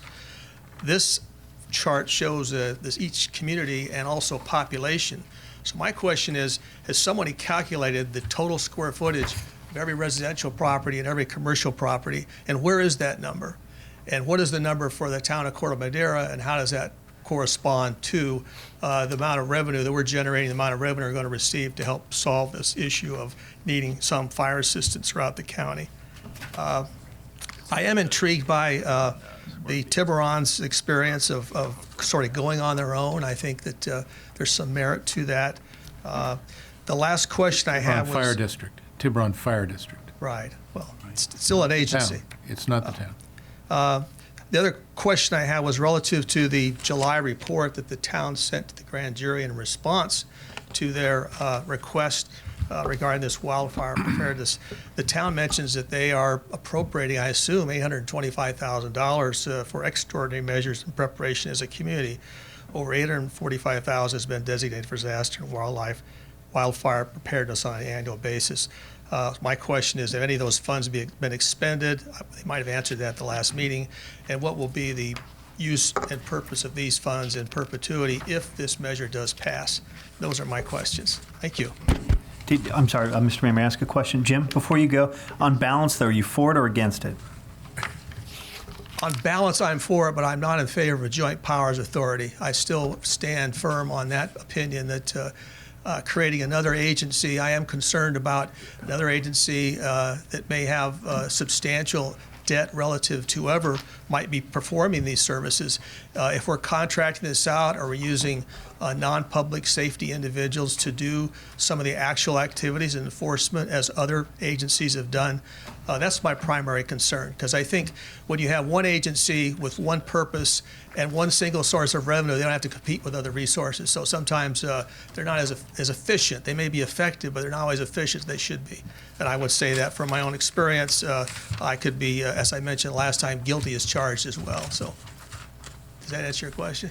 I think his answer is both. Okay. I didn't use up all my time, and I just want to respond to this gentleman here that took a shot at me. Oh, come on. Okay. Did you see what Corte Madera was like in 1982? Right. You used your 3 minutes for it. It's the mayor's Okay, well, I'll discretion. address it the next time. All right. He doesn't like people that are selfish. I'm not selfish, Jack. Okay. Other public comment, or is that it? Any more public comments? More public comment. Can I- Council comments? Can I make just two quick comments? One was that when we passed Measure F a year and 3 months ago, those of us who are homeowners on the hillsides were asking questions. Should we be supportive of this, which looks as though it's mostly for infrastructure in the low-lying areas because of sea level rise? And yes, there is some focus on wildfire prevention and that as well. We all came together and voted very substantially, more than 3/4 in favor of Measure F, which deals with both risks in our community. The second point that I would make is remember Coffee Park. Coffee Park was not a WUI. Coffee Park was a newer subdivision with 100% of its power lines underground. And it burned to the ground because it was in the path of wind and embers.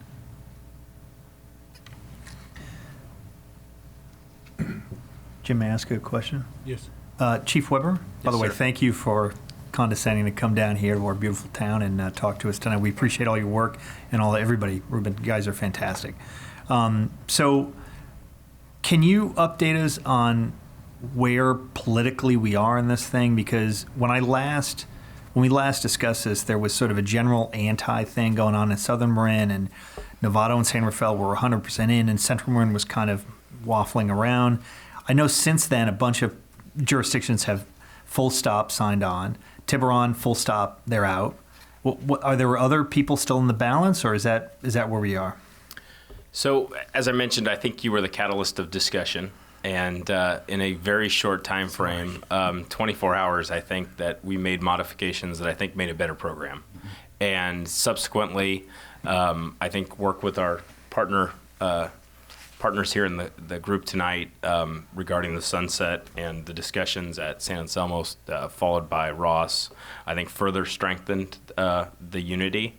And as I see it, we're on a clear path to being together on this. I think it's unfortunate that Tiburon Fire District has bowed out. I think all of us as agencies are doing a lot, yourself included, and we recognize it's not enough, and we have to accelerate that. I think this time frame gives us a good opportunity to do that, but it's also about greater than us, and it's not one single agency, and we're not going to do this as a single agency and be successful. County Fire has about a $2.5 million a year investment in wildland fire prevention. Fire crews, staff, 18 inspectors during the summer months. And, our compliance rate is not where it needs to be. And we're only able to have one touch on someone's house. And so collectively we can do better. And I think that's what this is about. So politically, we have 10 member agencies. I feel just the tempo and the discussions I've had, not knowing what councils and boards will do ultimately, is very positive. I think those that had questions, they've been answered. I think that the process has been inclusive of very bright people that care a lot, and I think they've made wonderful contributions. So I think it's success from here out. I don't see any other agencies not participating. I would be surprised, frankly, and I think we're in a good place. Okay. Thank you. How many Firewise communities have been organized, roughly? I think, we're just tipping 60, which we're the fastest growing in the nation, and by the end of the year, we may be the county with the most Firewise communities in the state, if not the nation. And I think that one thing we have burned out Fire Safe Marin, a nonprofit. Built into this discussion is funding a nonprofit. It'll most likely have to go out to bid to see who's going to do that kind of work. But using an NGO for public education is, I think, a great avenue to do that. And Fire Safe Marin has certainly proved that they're successful. Isn't a big part of this planning and developing evacuation routes within neighborhoods that will be useful in any kind of natural disaster, whether it's a fire or an earthquake or even a flood? Yeah, there's benefit well beyond just wildland fire prevention. Our alert and warning systems that we count on for everything are included in enhancements. When we talk about our evacuation routes, there are no secret roads, but we know where we're going to have by using census data, time of day, age of population, demographics like that, incorporated in with GIS and traffic flow, we'll be able to tell where our greatest pinch points are and understand how long people will be on certain roads, and that will be a catalyst for what priorities and what projects need to be done. In the Paradise fires, 88 fatalities, 8 were on roadways, the rest were in homes. So we know if we can get people into cars and on pavement and moving to a safe refuge area or an area out of the harm they're in, we will be successful. So that will certainly be a priority moving forward. Okay. But that will be useful in any kind of a natural disaster, I guess. Absolutely. Was my point. Yeah. Right. Okay.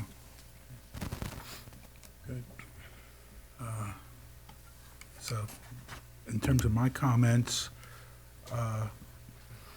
yes, when we passed the sales tax override, we did set aside money for abating fire risk, okay? And we put it to work. If you look at the list of Corte Madera items on there, Ruben, how many of those have we've done at least one abatement on? Yeah. Almost all of them. We're going to have to go back and do it again, a second and a third and maybe a fourth time to get it. But, so I'm sensitive to the decision that was made by the Tiburon Fire District. But I also know that we're going to have to pay to clean up the open space district, okay? There's no way around it. We're going to have to pay to clean up the watershed. And yes, they should be able to handle it themselves out of their own budget, but the probability of that happening are the same as my sprouting wings and flying home tonight. So, in terms of, what we're doing, if we do approve this and join the JPA, we are committing ourselves to subsidizing areas outside of the town. And, just get ready for that. In terms of the question, am I a property owner? Yes. One issue I would like the JPA to agree, sometime between when it's formed and March, is I think you need to set up a mechanism so down the line jurisdictions can opt out or exit it, okay? Because I don't want to be in a situation where a jurisdiction, in year 10 is really unhappy and they want out, and the only way they think they can get out is by defeating renewal of the tax ordinance, okay? And so, if we can come up with a mechanism for them to get out in an orderly fashion. The second thing is come up with a mechanism to allow anybody who is not a member to opt in later on. And hopefully Tiburon will see the benefits of the work we're doing and realize that, yes, they're going to handle it all, but they've got Ring Mountain, they've got St. Hilary's, whatever, and unless they're going to take that on themselves, they should partner with someone else. And so that's my general reaction. So, anybody? I just have one more comment, which Yes. is to your point about subsidizing areas outside of the town. But we have to do that because in likelihood, a fire is going to start outside of the town. Exactly. In fact, when Ruben was at my house helping us decide what kind of landscape to remove, the first thing he said was, fire's going to come from over there, and he pointed to the east. Right. Towards Tiburon. Right. And that's where it's going to come from. The wind's going to blow it over, and that's what you need to be aware of, and that's what you need to be thinking about. Mhm. We can't do this by ourselves. This is just a bigger problem than us. And, we have to subsidize and work on the areas outside of our town to make sure that we protect the town and make sure that we protect the people here. So I'm as I said before, full disclosure, I have been working on this I've been the town's rep on this for the last 6 months, so I've been in all the meetings, but I am fully convinced that we should be participating in this and do this. I think this is a really necessary move for the county and for us. So that's where I am. So as far as I'm concerned, the addition of a 10-year sunset period to the tax was a critically important point, and I appreciate people willing to work with us. I don't know who gets responsibility. The people at cost, thank you, Mimi.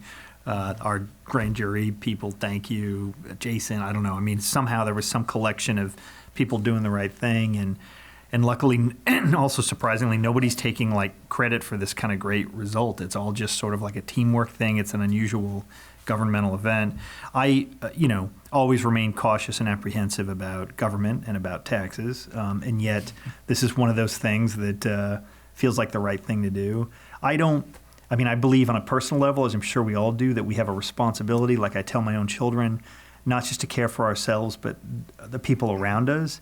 I don't always feel entirely comfortable visiting that view on the town because we're responsible for how we spend tax money, but this can be justified in a practical way, like Bob just mentioned, because we can't just stop fire in Corte Madera. We have to go a little outside because it can blow into Corte Madera from places outside Corte Madera. So in a practical way, I feel of a greater comfort level. This is money well spent to protect us going forward.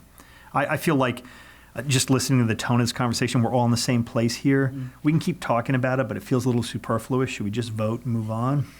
Yes, please. Sure. It feels like making a motion. I just have one additional answer to an earlier question that you asked, Sloan, which is what are the politics of this? I have a number of friends who are deeply working in the climate change area and have been a part of Sustainable Santa Fe and Sustainable Marin and so forth, and they have been working with the chief since the beginning. They did make several points early on of, hey, wildfire management, or I should say, fuel management doesn't just mean removal, but it also means planting appropriate green things that are not pyrophytic. And they have become satisfied and very pleased with the way the effort has developed and matured, and some of the finer points that are incorporated in it. So they're on board. Okay. Are we good? Should we make them, or you want to? I'll move that we adopt resolution number 43/2019. Second. Okay, with the modifications? Is there a modification? Oh, well, the red lines that are shown on this, that for a term of 10 years, essentially, is the only, right? This is the one. And a minor errata, but that you'll handle. Yeah, this is 43/2019. Okay. The resolution that you have with the red lines, the last provision requests the county to place a parcel measure, and what you have in front of you is a draft. It's an early draft that will be changed by the county and finalized. Okay. But the key piece on this is that we've added for the term of 10 years. Okay. Second. Good. Been moved, seconded. Councilmember Bailey? Yes. Councilmember Kuhnhart? Yes. Councilmember Ravazio? Yes. Vice Mayor Beckman? Yes. Mayor Andrews? Yes. Jim, before we move on, may I make one additional comment there? Okay. Hey, Roy, I just wanted to make one additional comment to something you brought up, which is that I don't disagree with the idea that a second sort of natural disaster we may suffer here in the town, we will eventually suffer, is a flood-related problem, which is far larger than we can responsibly handle on our own.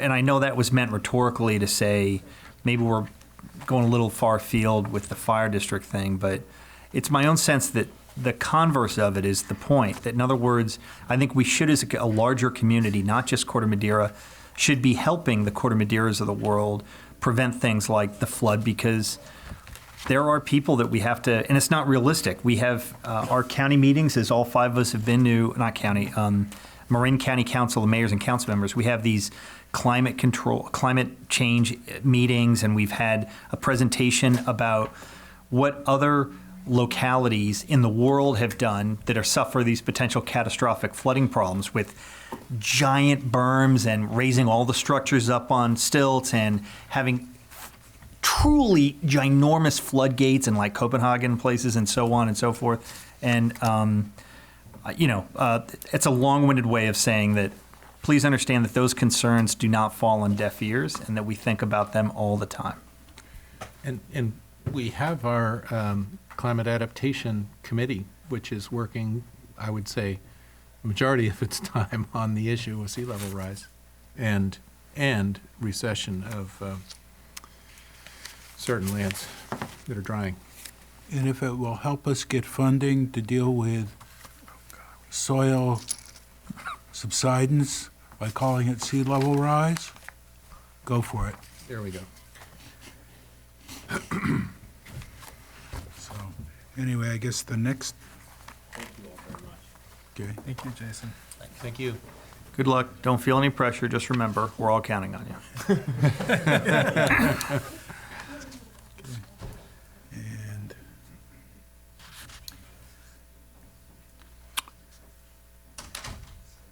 What do you think? Can we rock it through these last items, Jim? Yes, let's roll. yeah, Hippity hop. 6B. Okay. Are we taking a break or something? I don't know.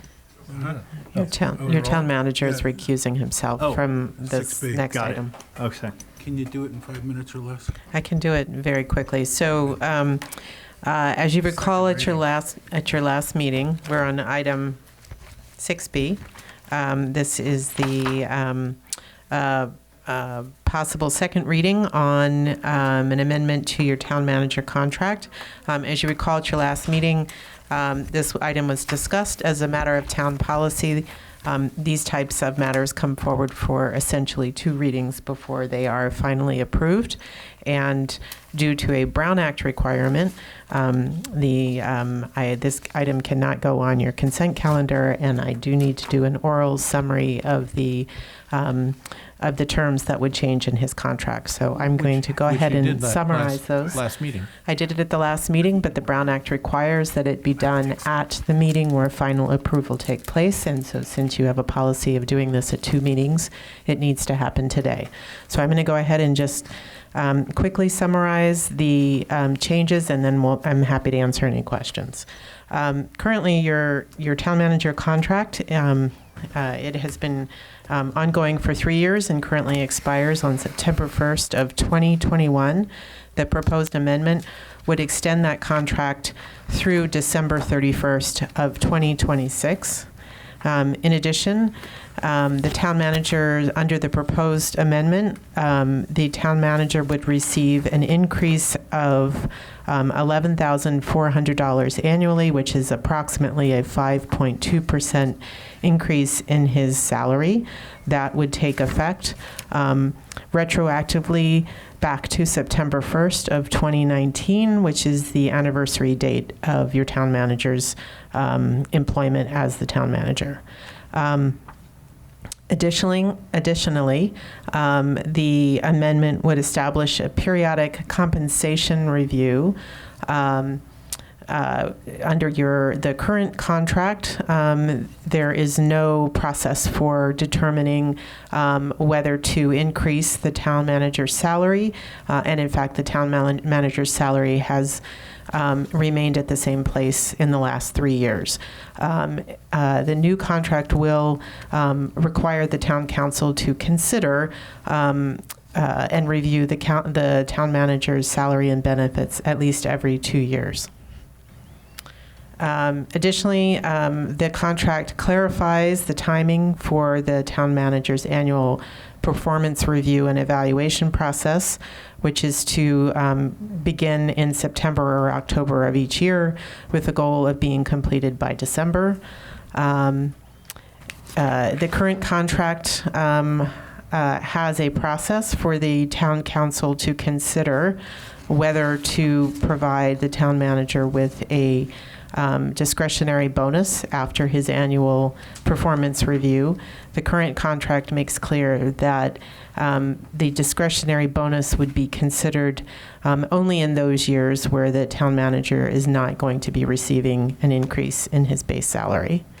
The proposed contract deletes, at the town manager's request, would delete a benefit that the town manager currently has. When the town manager began as town manager, he had not previously served any other jurisdiction as town manager. And for that reason, the town had included a benefit of up to $10,000 annually for professional coaching and mentoring. The town manager doesn't feel that he needs that benefit any longer. And so the proposed contract deletes that benefit. And then there is another provision that clarifies something that looks like it was a drafting error in the town manager's original contract, and it would make clear that the town manager should continue to receive administrative leave benefit that he has been receiving all along, which is the same administrative leave benefit that the department heads receive. And that is a summary of all of the substantive changes proposed in this contract. And with that, I'm finished unless council has any questions about the contract. Questions? Nope. No. Public comment? Any public comment? Any public? Okay. Council? Then I would be honored to move that we adopt resolution number 42/2019. Honored to second.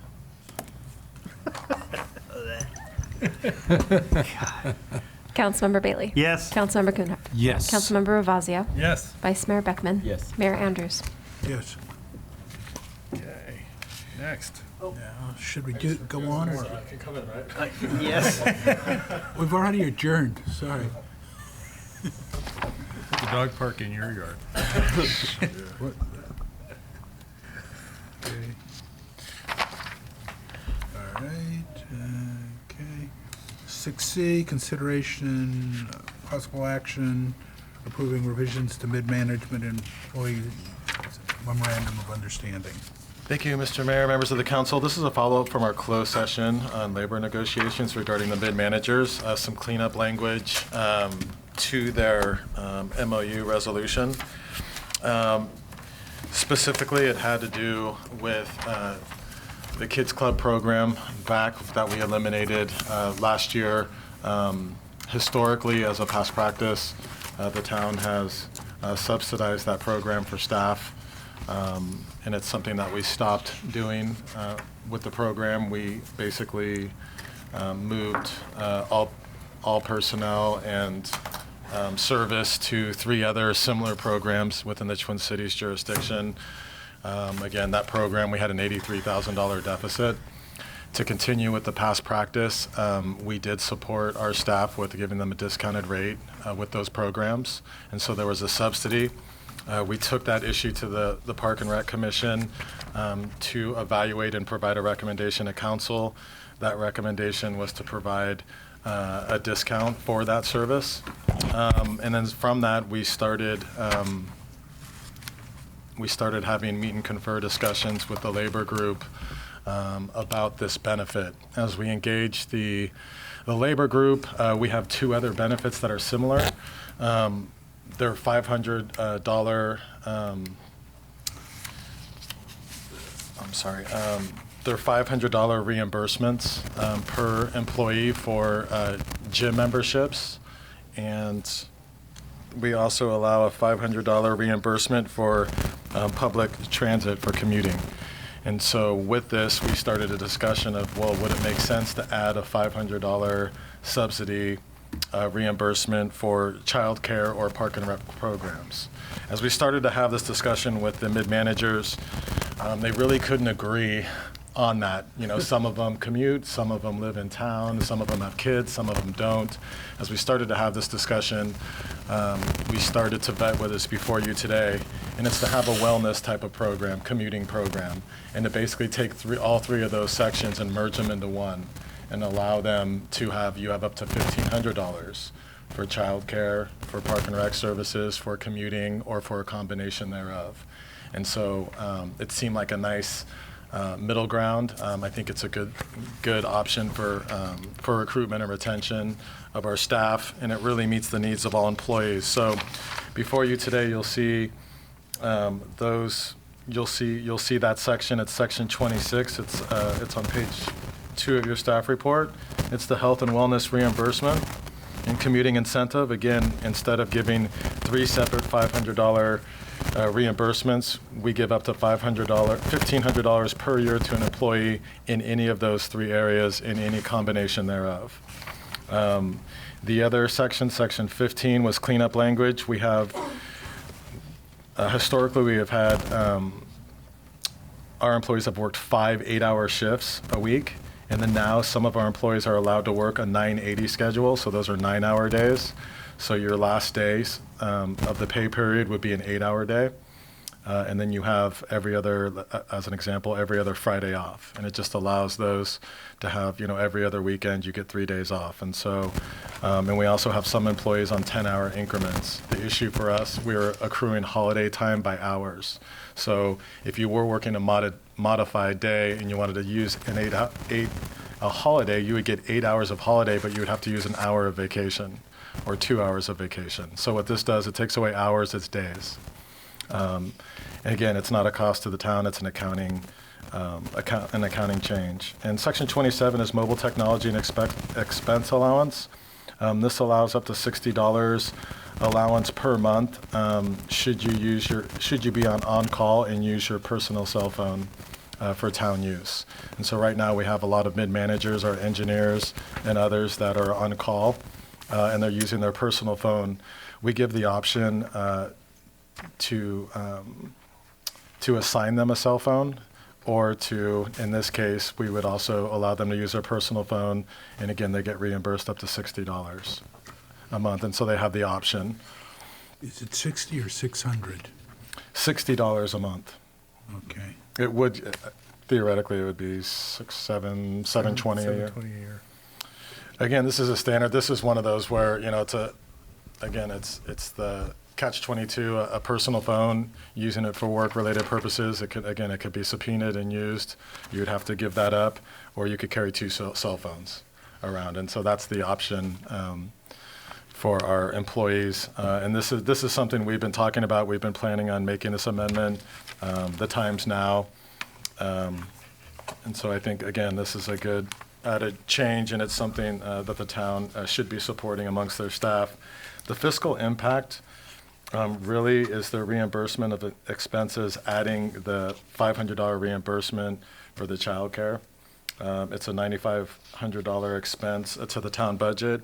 We are not asking for a budget adjustment. We have the monies within our current budget to offset those costs. And with that, I'm happy to answer any questions.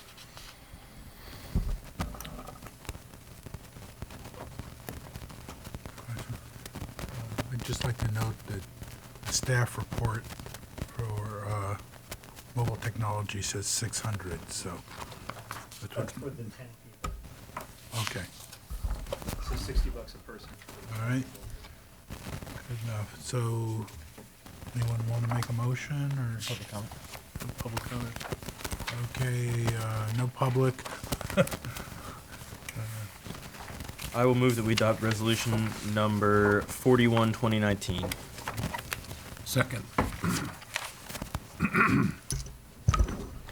Councilmember Bailey? Yes. Councilmember Kuhnhard? Yes. Councilmember Ravazio? Yes. Vice Mayor Beckman? Yes. Mayor Andrews? Yes.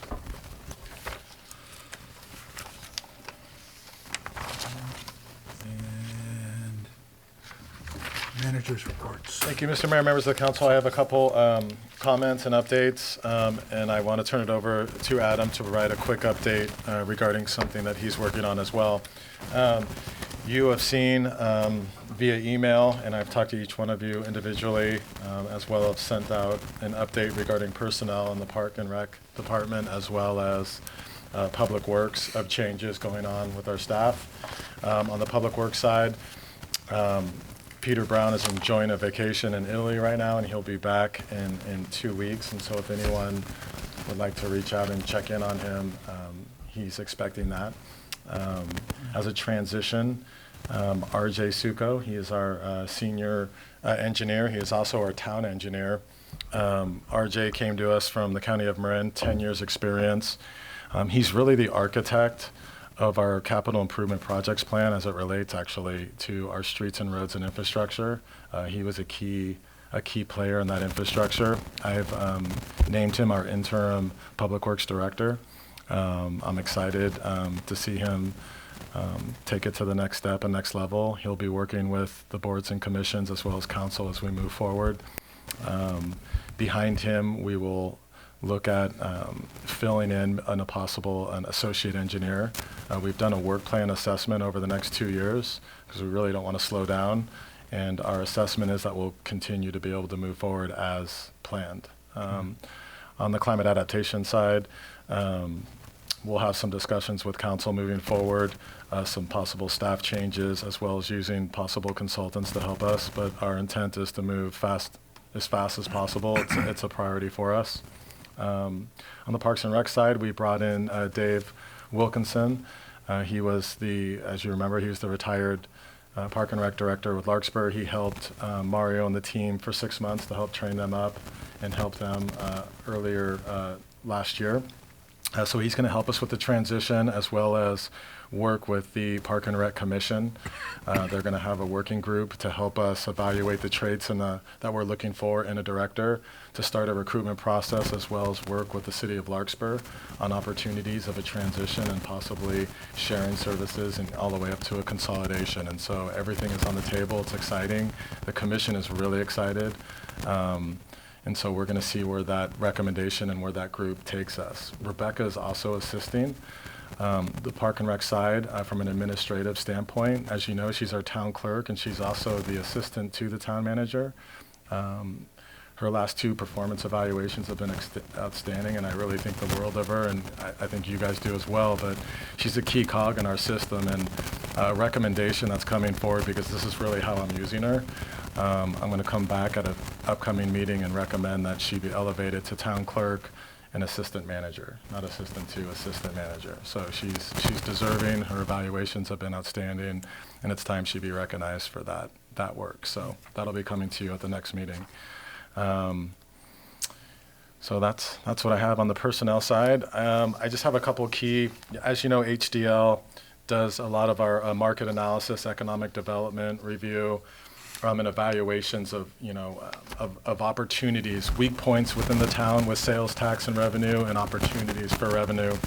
And there's a series of reports. I've sent you a couple, but the others are in the back of the room. We'll put them on the website, and I'll also send them to you via email. But the first one, and you may have seen this before, but the town of Corte Madera is evaluated and compared to all their cohorts within the Bay Area, Marin County, in the state, and based on economic factors, school, revenue, governance, quality of life. And we actually, believe it or not, we rank number one in the county. So that's a third party. That's not HDL doing it. I want to point out that we're doing some things right, and I'm really proud of it. They also give us a community profile. That's pretty neat. Scruffy little town. Really? It's pretty neat, and I think it's always good of our demographics, and so HDL does this. So what does that stand for? I knew you were going to ask me. Thank you. It's a hard one. What's their story? They're a private entity that gets paid by who to do this? So we do pay them to. Yeah, so they didn't do that first one. The niche.com is the one that did the ranking. So HDL did not give that ranking. Yeah. Really? But these other reports are through HDL. It's really helpful to look at when we do surveys and we think about our community of the average age, the education, renters to owners. We're talking about it tonight. It's just a really nice report. The third one that we've been really excited about, Adam and I have been working on this. It's a market analytics of the town of Corte Madera. I don't expect you to read it, but again, we'll post it. But it shows our strengths and weaknesses economically.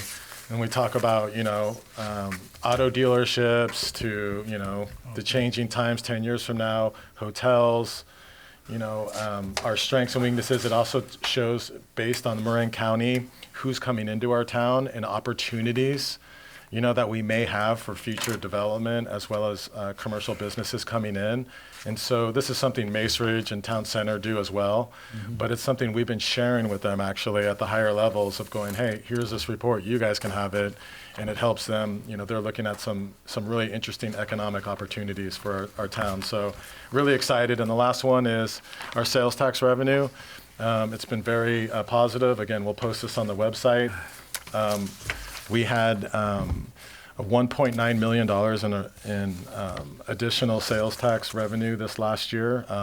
It was for a variety of factors, mainly Tesla and some of the other auto dealerships with some of our other high-earning businesses in town.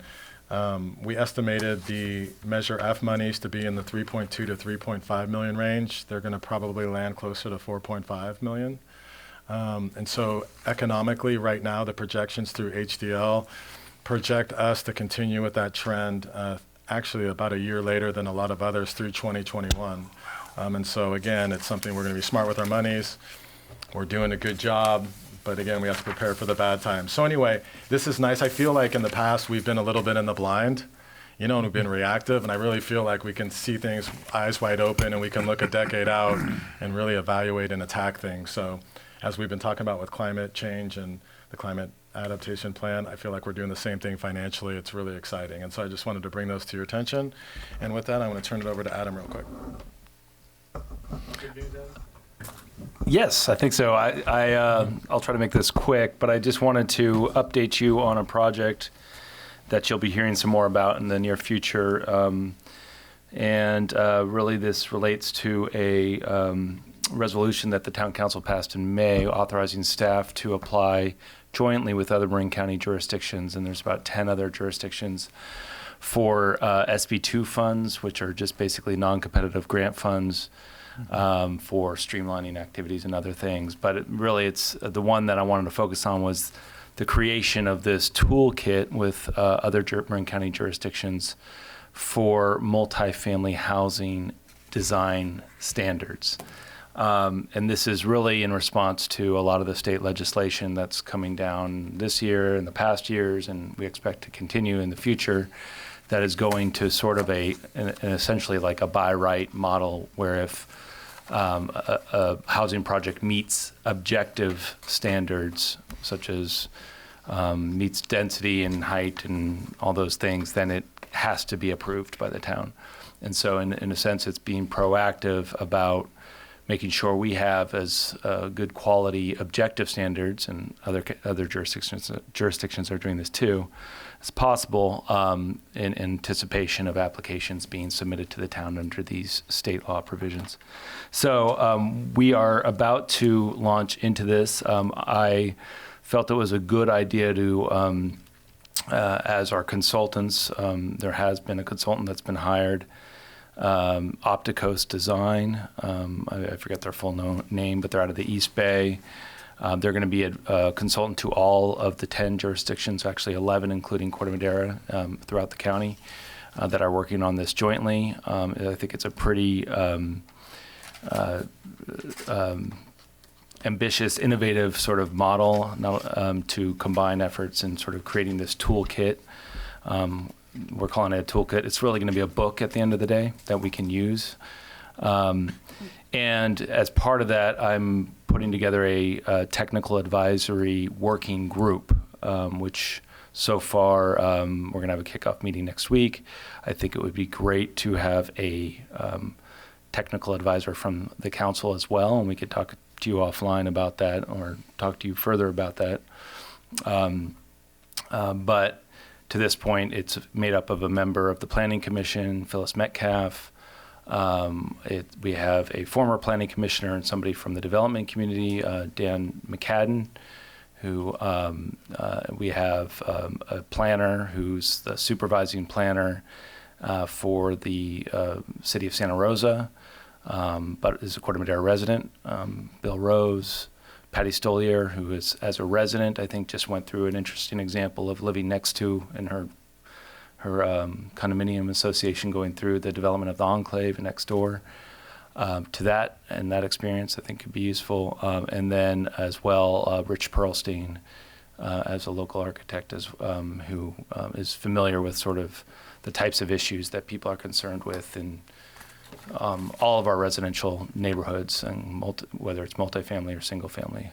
So that group, we're starting to kick off. We're going to have a kickoff meeting next week, and this will continue for probably about a year. And I think, again, my hope is that we can convince a member of the council with relevant technical expertise, maybe wink, wink over there, Mr. Beckman, if he's interested, but to join the group, as I do think it will be a really interesting endeavor, one that could have really good long-term benefits, not only for this particular specific task, but as you know, we've talked about design guidelines and other things for housing for a long time now, and I think it will lend itself well to that. And this group in particular, Opticos, is very good at graphics and making things easy to understand for residents. So that's the update. I'm not sure that you actually said we won the grant. Did we win the grant? Well, it's non-competitive, so if winning. Yes, it- we're done. Well, it's we still could have flunked. I mean- Well, you're right. I mean, it was an effort to sort of make sure that HCD thought this was a worthy effort by the county and by all the jurisdictions to fund this particular project. And indeed, yes, they've given their blessing. We're still in the process of actually applying for all of the we're up to 160,000. So this will only be a portion of that. We have many other projects that we're also looking at for that with that grant funding. I have some good news to report. That's work in progress at TAM and money coming our way, most likely, on 4 different fronts. I attended the Funding Programs and Legislations division of the Executive Committee of TAM yesterday, and it's been reported that the following things are approved so far.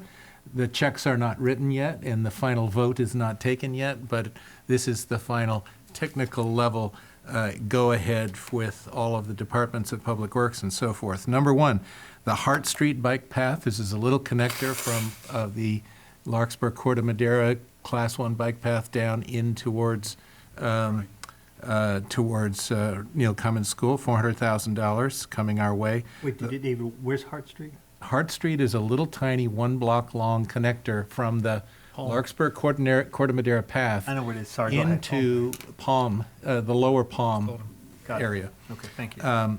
The High Canal with an adjustment in scope. We talked about using decomposed granite instead of tar. Well, they got $50,000, or they're getting $50,000, and the work has already been completed with decomposed granite instead of $400,000. Pixley and Redwood improvements, which are kind of a trade for the crosswalk. $50K is in the works on that front. And most importantly, the Casa Buena Complete Streets program is looking to get $416,000 from, it's really BACMed, the Bay Area Air Quality, passed through TAM into that project here. So all of those are moving ahead. Hold me responsible if any of these gets a red light instead of the current green lights. Also, the meeting was presided over by the new executive director, Ann Richmond, and she seems to be really on top of things. Right. As far as me, Finance Committee met on October 11th. We were briefed on financing options for the town hall rebuild, and we also reviewed the asset allocation in our 115 pension trust and instructed the administrators to ratchet back the equity allocation from moderate growth to just moderate, or to put it another way, we're now at 30% equity and 70% fixed income in that trust. And if you want, I can take you through the rationale, but that's the bottom line on I it. trust you, Eagle Eyes. All right. Anything you want to report? No reports. Quickly, the MCCMC Homelessness Committee met. I'll just quickly review some top-line stuff. We did the point-in-time homelessness count a couple months ago, and there has been a 28% decline in homelessness population according to this count in the last 4 years, so that's good news. The mobile shower program has been extremely successful. They recently hit giving 5,000 mobile showers. One of the showers is currently being repaired. There are 2, and I think that is when it'll eventually be coming to Corte Madera, but they are very successful in engaging people, which is the whole purpose of the program. They told the story of one person who, a lady who came in, they talked to her, they got her working on the downtown streets team, and she's now living in the shelter, all from the Showers program. And the county has housed successfully 170 homeless people in the last 2 years through this program. And most importantly, 95% of those people are still in housing. And there's been also corresponding reductions in emergency services and police services requests as well. So progress there. And we had Twin Cities Disaster Preparedness Council meeting. That is just an amazing group. I'm amazed at their enthusiasm and how many of them show up for a meeting. But I just wanted to make an announcement, October 22nd, next Wednesday, at 7 p.m. at our community center. There is a presentation being done by Marine Humane Society on disaster planning for animals. So if you have pets, this is what you need to do for a disaster. And that's it. And remember, this weekend is a chipper weekend, so if you've got a bunch of brush you want to clear, take it over to Cove School and we'll get it chipped for you. And then I guess the last thing is 8, which is draft agenda for next week.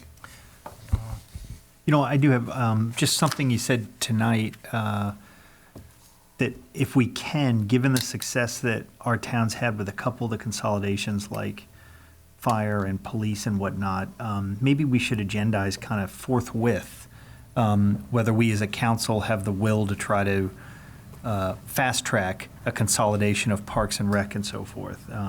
It's a sort of thing which I know we're not permitted to discuss in a substantive way as a part of this conversation, but I would really like to have that discussion. So can we maybe, I know that you've got like 9 million things, Todd, but time's of the essence for this kind of thing? Okay. Are you guys willing? I think it's a very natural extension. Okay.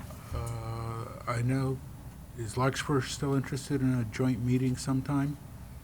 Yes. Would this be a useful, or should we have our meeting first? I think we should have our meeting first. Okay. They're going to ask about the library. I don't even know that issue. They're We'll building talk a about it library next time. for us? I do know that issue. Anything else on the agenda, though, for this next meeting that you would like to see? We have a pretty good. I know it's full, but that would be an important one if we could squeeze it in. Absolutely. The timing's right. We should get direction. Okay, good.